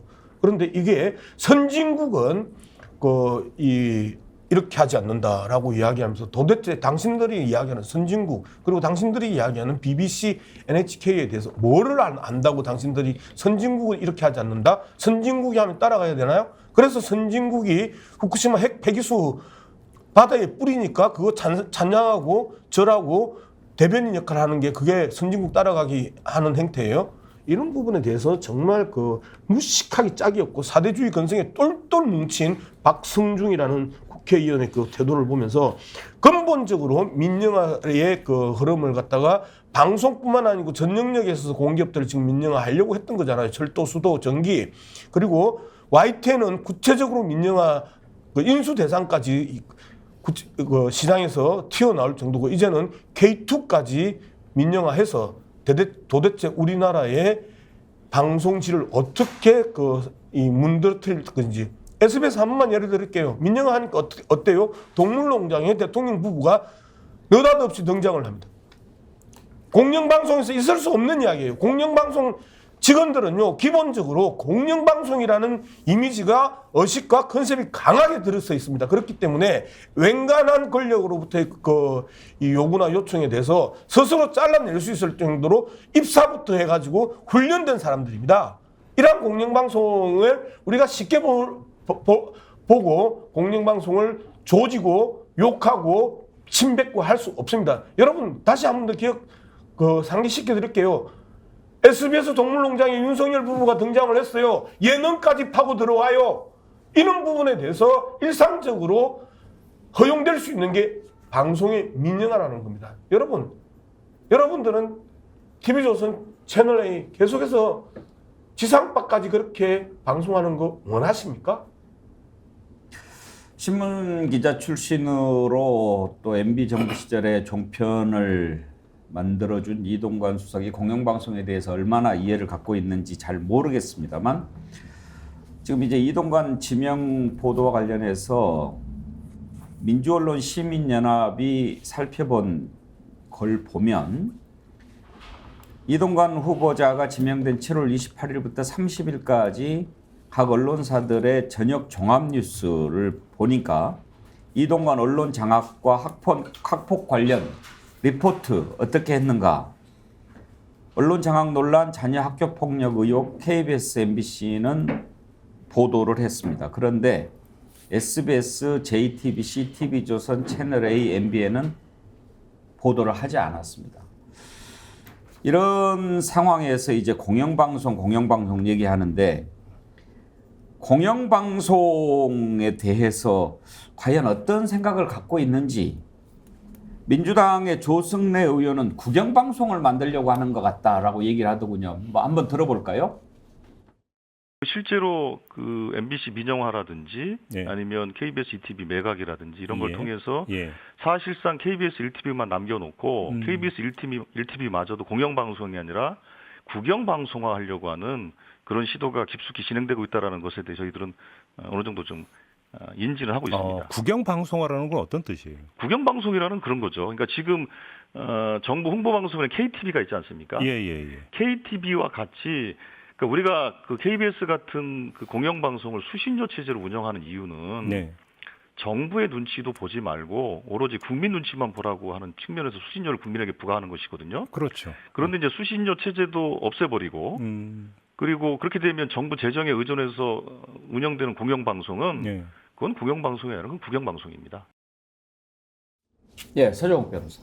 물론 이제 그 앵커님 설명처럼 저는 이제 종편이나 뭐 SBS가 비판 기사를 이게 내린 거 이거는 잘못됐다 봐요. 이렇게 권력자 잘못을 비판해야죠. 근데 문제는요. 지금 이게 저는 공영방송이 전면적인 재수술이 필요한 게요. 저 예를 들어 보면 첫째 MBC 있잖아요. 제가 후배 그 예능부장을 만났더니 드라마국이 1국, 2국이 있대요. 근데 드라마 만드는 게 하나도 없대요. 요즘 이게 자체 드라마 안 만듭니다. 근데 드라마 1국이 있고 2국이 있고 이 말도 안 되는 비대한 조직이 이게 공영이니까 유지되죠. 이게 만약에 경쟁체제로 가면 불가능하잖아요. 지금 이게 두 번째 KBS 예를 들어 보면 KBS 보도국에 기자가 700명, TV조선의 보도국이 70명이 10배입니다. 근데 시청률 보세요. TV조선이 3, 4%, 너무 이게 요즘 이게 KBS 뉴스 시청률이 얼마입니까? 얼마나 이게 비대합니까? 지금 이게 보직이 없는 1억 이상 연봉자가 20, 30% 상위권에 그거 잘 아시잖아요. 이렇게 지금 잘못되어 있는 거예요. 지금 연합뉴스 한번 보자고. 정부에 300억 지원받는데 민영기업 뉴스원보다 속도가 다 느리대. 뭐 자기 말로는 가짜뉴스 걸어낸다고 검증은 오래 걸린다는데 속도가 이렇게 느려서 되겠습니까? 저는 이게 민영화되면 시베리아 벌판처럼 경쟁하면서 시청자들 눈 의식하고 이렇게 효율적이 됩니다. 근데 공영체제 안에서 따뜻하게 연봉 1억 주고 밥 하니까 노력을 안 하잖아요. 그 점에서 저는 이게 KBS도 ETV 이런 거는 이게 독립시켜버리자. 민영으로. 또는 이게 MBC도 완전히 민영시켜버리자. 이런 주장이 나오는 거고 저는 전폭적으로 찬성합니다. 이제는 이게 국민이 시청자가 주권이 돼야 되는 거예요. 그 민영화 음모론이 있다는 것을 우리 서정욱 변호사가 실토해 버리시네요. 분명히 이동관 임명은 공영방송에 민영화 음모가 있다는 것을 우리 보수 농객인 서정욱 변호사도 지적을 했다. 이 말씀을 드리겠고요. 일하도록 하는 게 혁신이죠. 그리고 공공성을 살려서 구조조정을 하든가 다른 방법을 찾아야 되는 것이지 이걸 빈대 잡는다고 초가상간 태우는 격이잖아요. 이게 말이 안 되고요. 사실 이제 그 공기업에 대한 이 혁신 문제는 MBC나 KBS는 양호합니다. LH나 이런 데 가보세요. 훨씬 더 심각한 내천지인데 그런 데는 그대로 두고 어쨌든 이 국민의 눈과 귀가 되어야 될 곳부터 먼저 손보여야겠다고 생각하는 것 자체가 결국은 국민의 눈과 귀를 가리겠다고 하는 게 아닌가 뭐 그런 생각이 들어요. 저는 여기에서 민주당이 정말 잘해야 되겠구나는 생각이 드는 게요. 민주당이 잘하지 않으면 언론계에 종사하는 수많은 사람들이 마지막까지 그래도 버티고 있다가 그걸 손 놔버릴까 그게 저는 제일 걱정이 된다 이 생각이 들면서요. 민주당이 정말 국회에서 싸울 수 있는 유일한 도구를 가지고 있으니까 마지막까지 끝까지 막아줬으면 좋겠다 그 말씀 드리고 싶습니다. 냉정한 정글 세계에 익숙한 게 만들어야 된다. MBC는요 정부로부터 일절 지원을 받는 게 없습니다. 오히려 방송 그 발전 기금을 내고 있는 회사고요. 그리고 KBS도요. KBS 2 같은 경우는요. 스스로 자생력을 가지고 있고 훨씬 더 많은 돈을 벌어냅니다. 그리고 그 부분을 KBS 1이 정상적이고 공익적인 프로그램을 만들 수 있도록 지원하고 있습니다. 정부가 그 내놓는 돈 없어요. 국민들이 수신료 부분은 철저하게 그 수신료와 관련된 프로그램들을 여러분들이 보셨을 겁니다. KBS 1에서 나오는 수신료로 만들어진 프로그램은 반드시 밑에 자막에 여러분의 수신료로 만들어졌습니다 합니다. 그런 프로그램에 대해서 여러분들 실망한 적 거의 없을 거라고 생각을 합니다. 제발 공영방송 제대로 모르고 공영방송 아는지 이야기하면 안 되고요.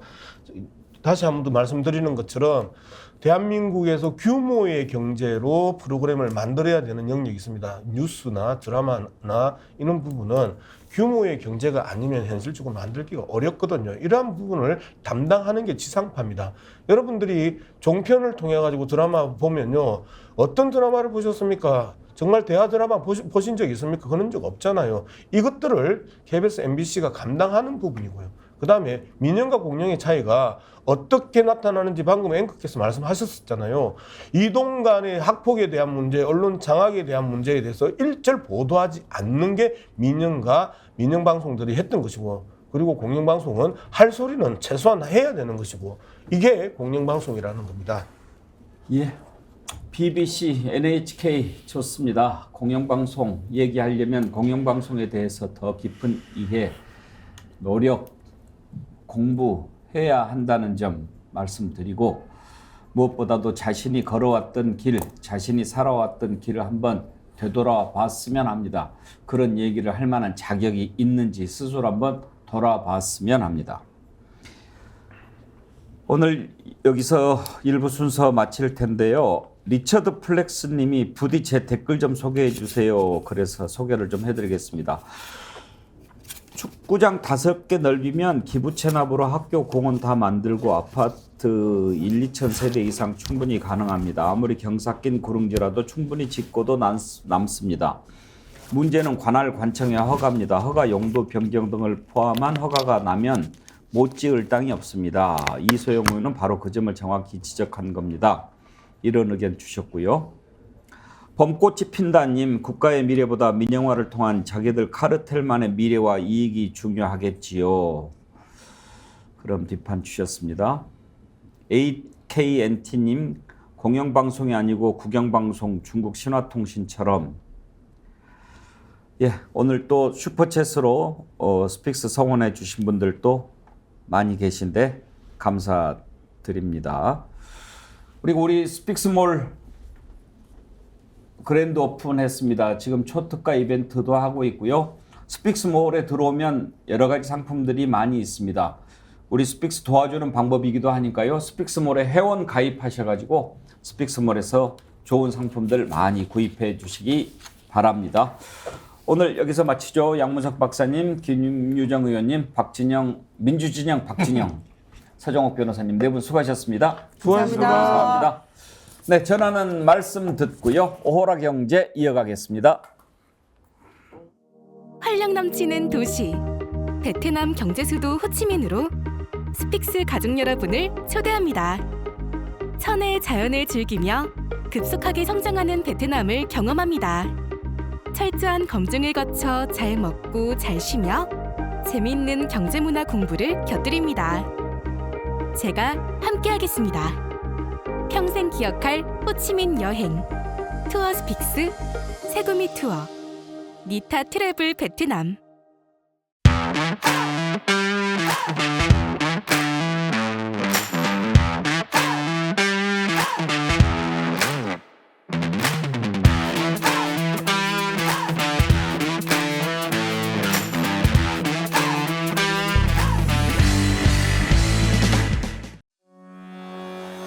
프리미엄 피트니스 브리티시 클럽, 서울 강서 최고급 시설, 합리적 가격과 고품격 서비스, 스픽스가 직영하는 피트니스 클럽. 브리티시 클럽은 당신의 건강을 가장 먼저 생각합니다. 서울 강서 브리티시 클럽 02-3664-9998.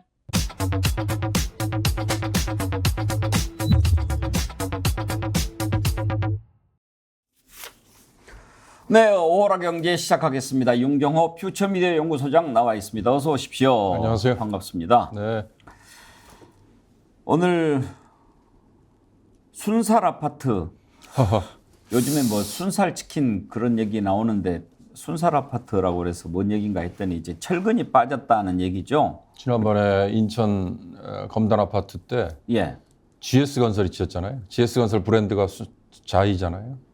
그때 아마 어느 재치 있는 네티즌이 순살 자이라는 걸 올려서 이게 순살 아파트가 됐는데 원희룡 국토부 장관이 어저께 얘기를 하면서 순살 아파트 이런 얘기 하지 말아주세요. 네. 그러니까 뭐 전혀 안 쓴 곳 한 곳이 있긴 했지만 나머지는 철근이 전혀 없는 게 아닙니다. 불안감이 커지고 있으니 뭐 이렇게 다독거리는 차원인데요.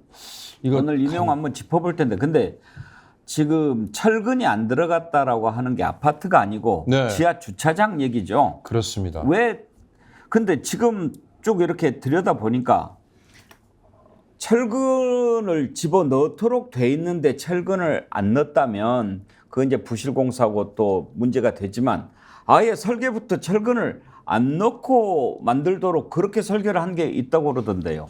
그게 남양주 별내지구의 한 곳이 공사를 했던 곳이요. 한신공영이더라고요. 그럼 그게 시공사. 뭐가 문제가 되는 거죠? 그러니까 아예 설계 자체에 철근을 넣지 않았다는 게 지금 이제 무량판 구조라는 게 저도 사실 이번 준비하면서 예. 공부를 했습니다. 무량판 구조라는 게 있고요. 라멘 구조라는 게 있더라고요. 그러니까 우리가 이 천장에 어떤 건물이든 콘크리트로 올라가는 건물은 기둥이라는 거는 당연히 있어야 되잖아요. 예. 기둥 위에 이 기둥은 수직으로 그렇죠. 수직으로 위아래를 받쳐주는 거잖아요. 예.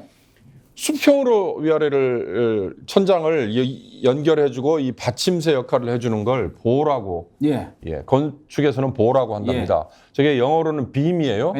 그다음에 기둥은 컬럼. 그러니까 이제 이 수평의 보와 수직의 기둥 이 두 개가 위아래층에 연결해서 받침대 역할을 하는 거예요. 저렇게 하면 뭐가 좋은 거예요? 그런데 자 보나 기둥이 있으면 위층과 아래층에 이 받침이 튼튼해지는 거죠. 그러나 문제는 보를 넣고 기둥을 넣으면 보와 기둥의 연결체에 공간이 필요하잖아요. 그 공간이 지하 주차장에서는 10cm만의 공간만이라도 확보가 되면 이게 굉장히 도움이 되는 거죠. 그래서 2010년대 정도부터 이 보를 없애고 기둥만을 놓고 천정을 연결을 하는 그러니까 이 보호가 있으면 그 보호가 받침대 역할을 한다고 그랬잖아요. 근데 보호 없이 그냥 이걸 슬라브라고 얘기를 하더라고요. 슬라브. 이 지붕층. 그 슬라브 안에 이를테면 철근, 버팀 철근으로 서로 콘크리트를 묶어주고 그리고 기둥만 있으면 지하 주차장에 우선 공기가 훨씬 단축된답니다. 그리고 공간이 확보가 되기 때문에 10cm만이라도 더 공간들이 더 생긴대요. 10cm라는 거는 차 한 대씩. 그래서 저걸 그래서 저 무량판 공법을 한 거 아니에요? 선호를 하기 시작했다는 그러면 거죠. 애당초 무량판 공법을 할 때 이렇게 하는 것이 공간을 효율적으로 활용할 수 있어서 한 거 아니겠습니까? 그렇죠. 그러면 그 설계대로 한 것이 뭐가 잘못됐냐 이거예요. 그 설계대로 했으면 철근이 제대로 들어갔으면 순살 아파트라는 이 비아냥과 비난을 안 듣는 거죠. 무량판으로 해도 들어가야 될 기존의 철근이 있는데 그걸 안 넣었다? 이번에 자 15곳 조사를 전수조사 중에 91곳의 LH 발주 단지 중에요. 15단지를 우리가 저기 나옵니다. 15단지에 저 빨간 동그라미가 있는 곳을 한번 잘 봐보세요. 자, 100% 철근이 들어가지 않은 곳이 하나 있습니다. 양주 회천이라는 곳이에요. 한신공영에서 시공을 했죠. 저 100%가 흔히 말하는 순살 아파트가 되는 거겠죠. 이 버팀 철근이 전혀 들어가지 않고 기둥만 있고 거기에 콘크리트만을 쳤다면 그건 허물어질 가능성이 아주 높은 거죠. 허물어질 가능성이 있다고 표현하면 참 무리입니다만 앞으로의 위험이 도사리고 있으니까 저기는 있다. 우선적으로 보강 공사를 해야겠고요. 한 번 더 보여주실래요? 다른 곳은 약 30%에서부터 80%까지 1%도 누락률. 있어요. 그렇습니다. 그러니까 1%에서 3%는 아주 미미한 양이에요. 이제 저 대목에서 제가 이따가 정치적인 함의를 조금 말씀드리고 싶은 건데 과연 저 1%에서 3% 정도 되는 저 누락된 단지도 과연 이번 공개를 할 의미가 있었느냐. 그러면 저 정도도 위험하다고 얘기를 해야 되느냐. 이건 전문가의 몫이긴 한데. 그다음에 또 하나. 왜 하필 2017년 이후 준공분만 지금 문제가 이렇게 되는 걸로 얘기를 하느냐. 잠깐만요. 우리가 지금 여기서 좀 헷갈릴 수 있으니까.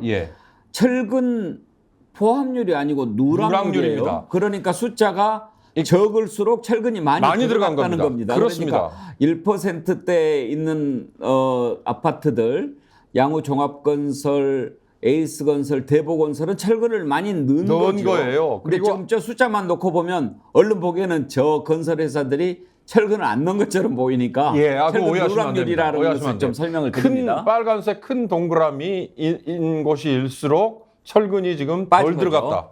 덜 들어갔다. 이런 의미입니다. 자, 그러면 이제 논란이 지금 관심을 모은 게 윤석열 대통령이 전수조사하라 이렇게 얘기를 해서 지금 이게 뉴스가 커진 거 아닙니까?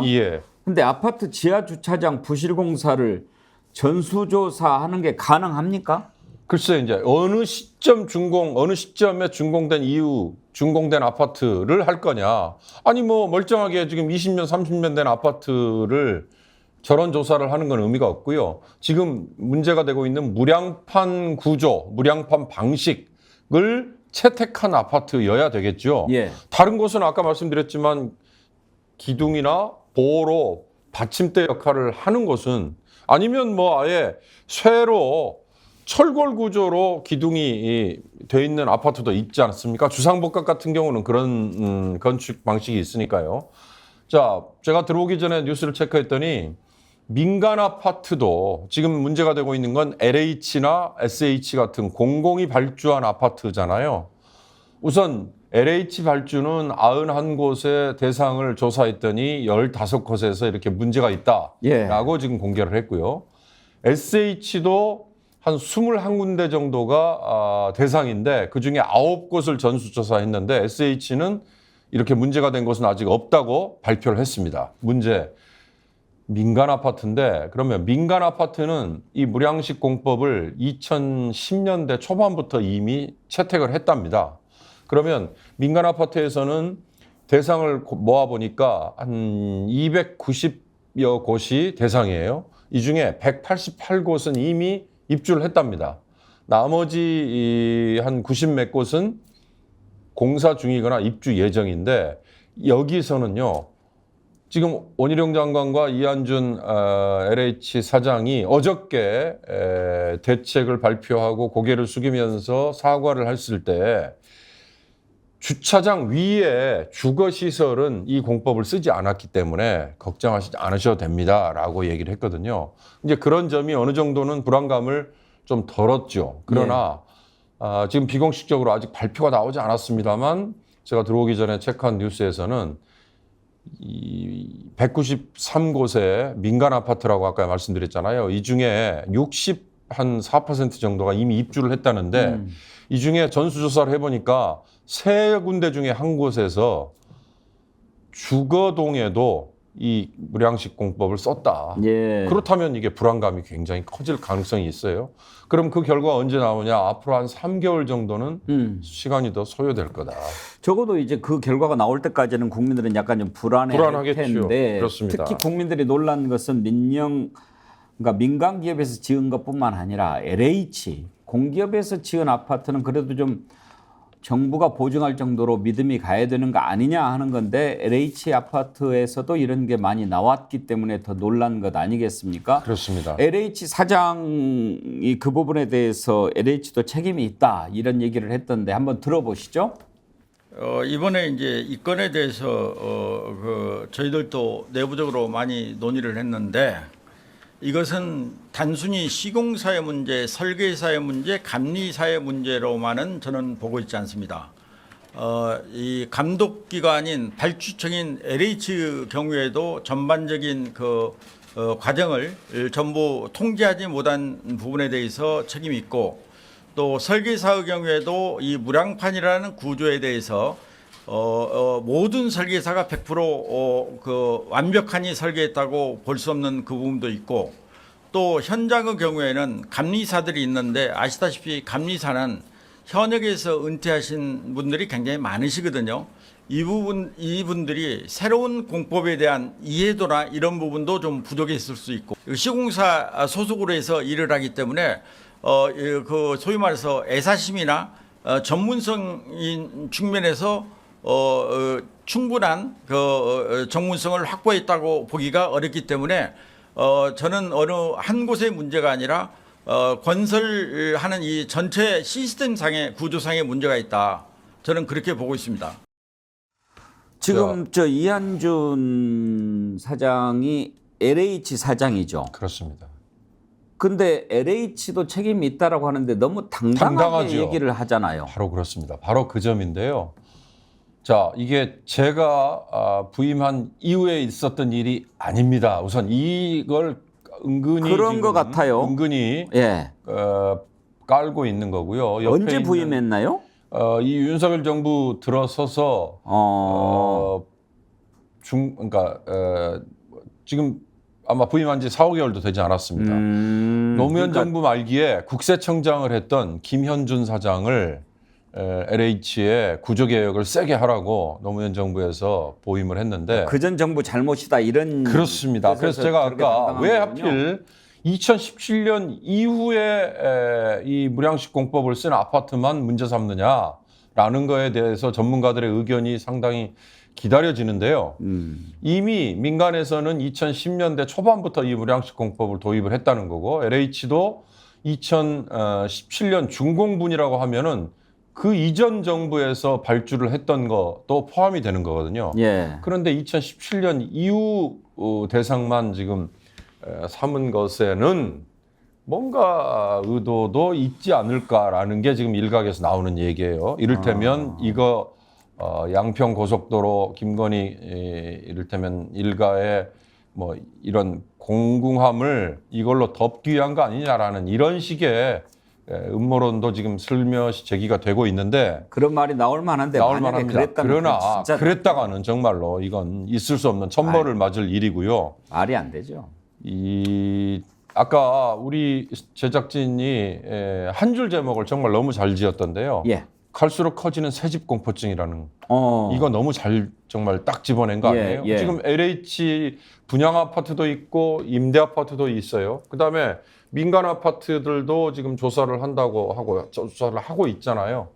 그러나 조사를 해볼수록 셋 중에 하나가 아니라 둘 중에 하나, 그다음에 주차장만이 아니라 주거동에도 이 무량식 공법을 썼는데 철근이 듬성듬성 들어있다라는 게 만약에 나오면 이 얼마나 큰 불안감이에요. 지난번에 인천 검단의 GS건설의 순살자의 사태가 4월 달에 터졌을 때 발주처인 LH는 왜 뒤에 쏙 빠져 있느냐라는 얘기가 나왔어요. 예. 그때는 GS건설이라는 대한민국 대표 브랜드 건설 회사가 전면에 나서서 처음에는 미적미적되다가 불과 며칠 사이에 전면 재시공이라는 정말 극약 처방을 내놨잖아요. 그 전면 재시공이 앞으로 GS건설의 재무구조에 그리고 GS건설의 명성에 얼마나 악영향을 미칠지는 두고 봐야 됩니다. 이미 엄청난 악영향을 미치고 있어요. 이미 지금 건설업체의 채권이 GS건설 사태로 인해서 외면당하고 있을 정도거든요. 그리고 올해 들어서 이미 건설업계는 지방에 쌓여있는 미분양 물량 때문에 제가 오기 전에 찾아봤더니요. 상반기에만 종합건설업체가 148개가 이미 문을 닫았습니다. 이 148개 종합건설업체가 문을 닫으면요. 어떤 현상이 줄지어 일어나느냐. 248개네요. 예. 전문건설업체는 1,550개가 문을 닫았어요. 그러니까 이게 무슨 의미냐면 종합건설사는 원도급 업체입니다.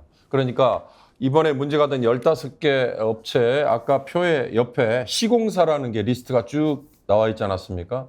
그 시공사라는 게 이 도급 순위로 한 10위에서 저기 나옵니다. 대보건설부터 밑에 있는 태평양 개발까지 저런 업체들이 한 10개에서 아니 10위에서부터 한 30위 뭐 이런 정도를 차지해요.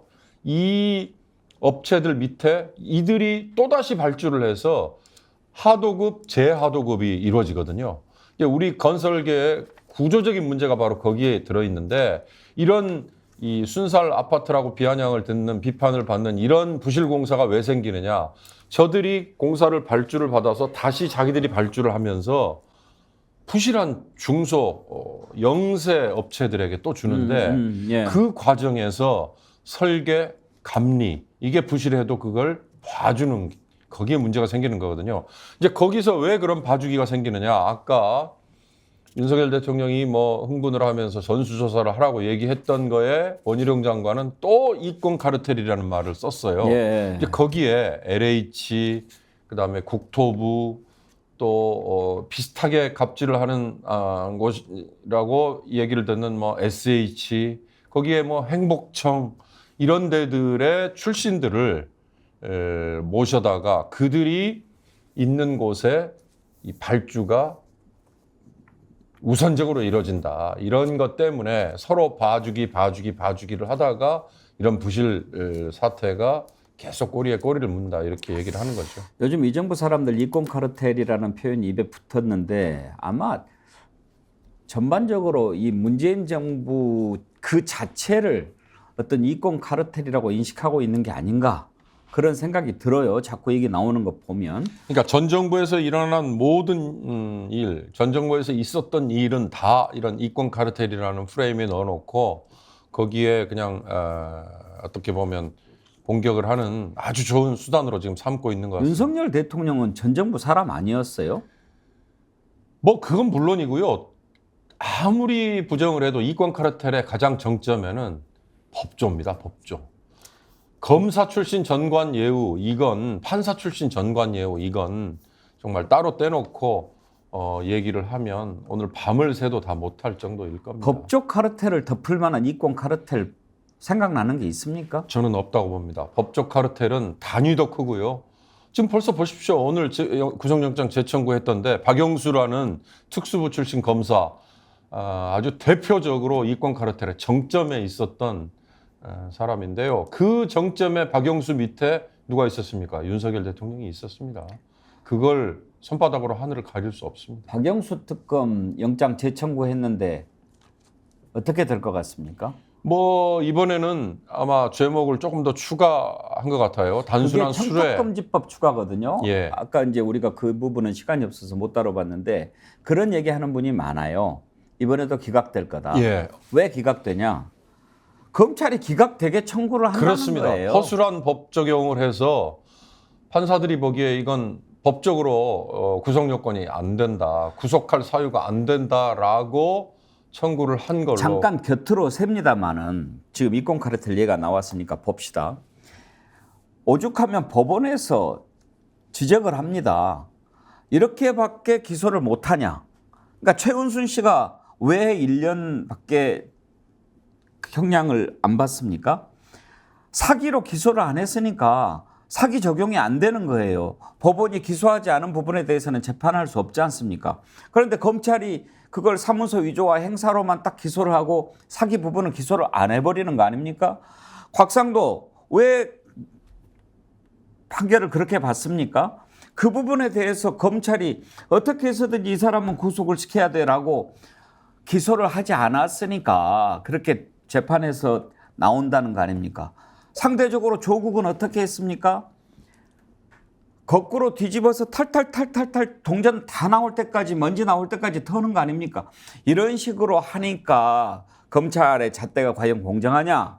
이렇게 국민들이 묻는 거 아닙니까? 바로 그런 점에서 기소를 독점하고 있다는 게 얼마나 큰 폐해인지 그 기소 독점에서 생겨나는 이 특수부 검사들의 정관예우 카르텔 사실 이건데요. 모르겠습니다. 또 오늘 아침에 나온 뉴스 중에 검수완박이라고 얘기했던 뭐 사실 저는 그 표현 정말 싫어합니다. 검찰의 수사권을 제한하도록 하는 이거를 다시 시행령으로 엎어버리는, 오히려 더 옛날보다 수사권의 범위가 넓어지는 계약을 했던데, 이제 그런 것들이 사실 이 흔히 말하는 법조, 특히 검찰 출신의 이권 카르텔, 이게 얼마나 공고한지를 보여주는 지금 증거라고 할 수 있는 거죠. 예, 뭐 이권 카르텔 얘기하는데 참 이동관도 그렇고 그런 말을 할 자격이 있는지 자기 자신을 좀 먼저 돌아봤으면 좋겠어요. 자, 다시 이쪽으로 돌아와서 이제 국민들이 걱정하는 것은, 야, 그러면 이렇게 지금 철근도 안 넣고 아파트 지었다고 그러는데 새로 지금 들어가야 되고 들어가서 사는데 이거 괜찮은가? 더군다나 주차장이 지하에 있지 않습니까? 예. 지하가 약하면 전반적으로 이제 다 불안한 건데. 그렇습니다. 어제 뉴스를 보니까 일단 무량판 구조로 시공을 해가지고 이렇게 기둥이 있는 곳에 보강을 철근으로 이렇게 하는 것으로 한다고 그러는데, 저게 임시 방편일까 아니면 저 정도 하면 버텨줄 수 있을까? 전문가가 아니라서 잘 모르겠더라고요. 그렇습니다. 그게 이제 전문가들의 영역인데요. 이번에 15개 단지를 세대수로 따지니까 11,100세대 정도 돼요. 그중에 5개 단지는 이미 입주를 했다는 거죠. 그게 4,200세대 정도 되고요. 3개 단지는 현재 입주 중이에요. 그게 한 1,800, 2,000세대 정도 됩니다. 그러면 나머지 한 5,000 몇백 세대는 이제 입주 예정입니다. 그런데 그중에 이미 입주를 한 곳 위주로 보완 공사를 했다는 것도 있고 하고 있다는 것도 있는데, 문제는 어저께 원희룡 장관과 LH 사장이 나서서 이걸 공개를 하기 전에 일부 단지에서는 도색 작업을 한다라고 입주민들에게 어떻게 보면 거짓을 하고 보완 공사를 했다는 거고요. 그다음에 또 중요한 거는 임대 아파트에 대해서는 민감하지 않아요. 그러나 이 LH가 시행 발주를 한 곳이지만 또 분양 아파트가 있거든요. 예. 이 분양 아파트에는 입주민들이 그걸 원하지 않았다는 거예요.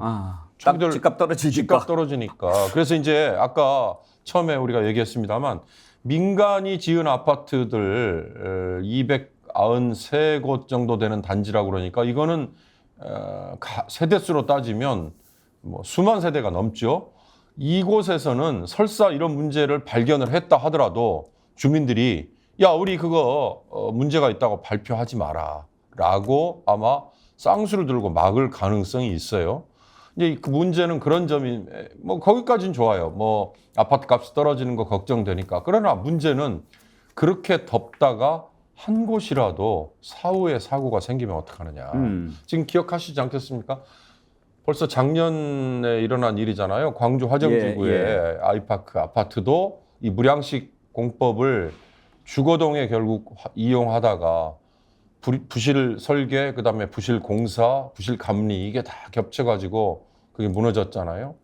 더 짚어가자면 94년 삼풍 아파트도 삼풍도 바로 이 무량식 공법이라는 겁니다. 그러면 그런 문제가 있는데 왜 그걸 계속 설계를 하도록 놔두죠? 그러니까 이 전문가들의 얘기를 들어보니까요, 이 설계 자체는 무량식 공법이 효율적이고 공기도 줄이기 때문에 문제가 없다는 거예요. 이 공법상의 문제는 전혀 없다는 거예요. 아까 제가 말씀드린 라멘식 보호와 기둥을 반드시 쓰도록 하는 이거는 훨씬 기간도 많이 걸리고 비용도 많이 드는 데 비해서 이 무량식 공법이 부실하지는 않답니다. 문제는 설계에서부터 실제 시공 그리고 감리에까지 중간 점검이 부실했을 경우에 제대로 안 되는 거, 여기에 문제가 있다는 거죠.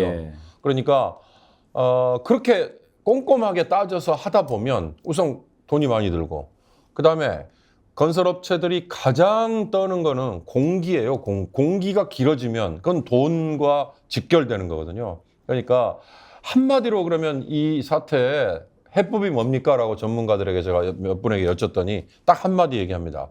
공기 압박을, 공기 단축 압박하는 문화, 이걸 없애야 된다. 근데 이게 다 연결이 되어 있습니다. 돈과 연결이 되어 있고, 그다음에 현장에 그동안의 관행이 연결이 되어 있고요.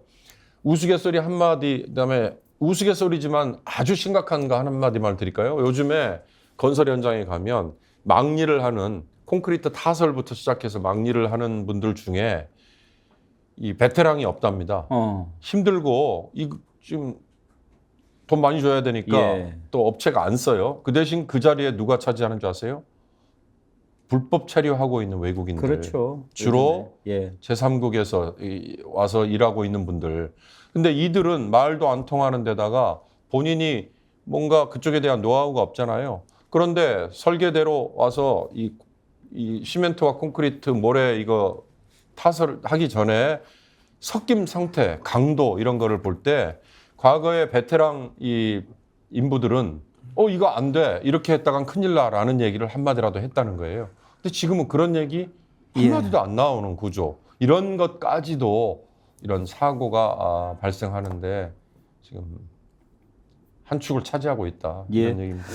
무량판에서 무슨 뜻일까 하고 이렇게 한자를 찾아봤더니 말하자면 이제 대들보가 없다 이런 뜻이군요. 그러니까 동량이라는 표현 있잖아요. 우리가 또 양상군자 이런 표현도 쓰는데 바로 그 양자네요. 맞습니다. 대들보 양자입니다. 네, 오늘 순살 아파트 국민들 걱정이 많아서 이 내용을 살펴봤는데요. 안전이 중요하죠. 이런 부분들 잘 들여다봐야 되겠지만 앞부분에서도 우리 윤경호 소장께서 걱정하셨던 부분 혹시라도 다른 의도를 갖고 하는 것은 아닐까. 국민들이 왜 이런 걱정해야 됩니까? 순서 때문에 그렇습니다. 지금 오송 지하차도 참사 얼마나 많은 인명피해가 났습니까? 그리고 이제 수해가 나서 또 많은 피해가 났지 않습니까? 그러면 그것부터 먼저 들여다보고 대책을 찾고 그리고 이제 이것도 같이 들여다보면 좋았을 텐데 그 얘기는 지금 안 나오고 느닷없이 그냥 지하차도 전수조사 해라 이렇게 이야기하니 이건 순서가 맞는 건가? 국민들이 좀 의아해하지 않습니까? 제발 좀 안 그랬으면 좋겠습니다. 뭘 하더라도 국민들이 상식적으로 할만해 그렇게 좀 했으면 좋겠어요. 그렇죠? 그렇습니다. 예. 네, 오늘 윤경호 소장과 함께 오호라 경제 살펴봤습니다. 오늘 고맙습니다. 감사합니다. 네, 함께해 주신 여러분 감사합니다. 내일 오전 10시 50분 생방송 백운계 정치본색도 상식을 갖고 찾아오겠습니다. 감사합니다.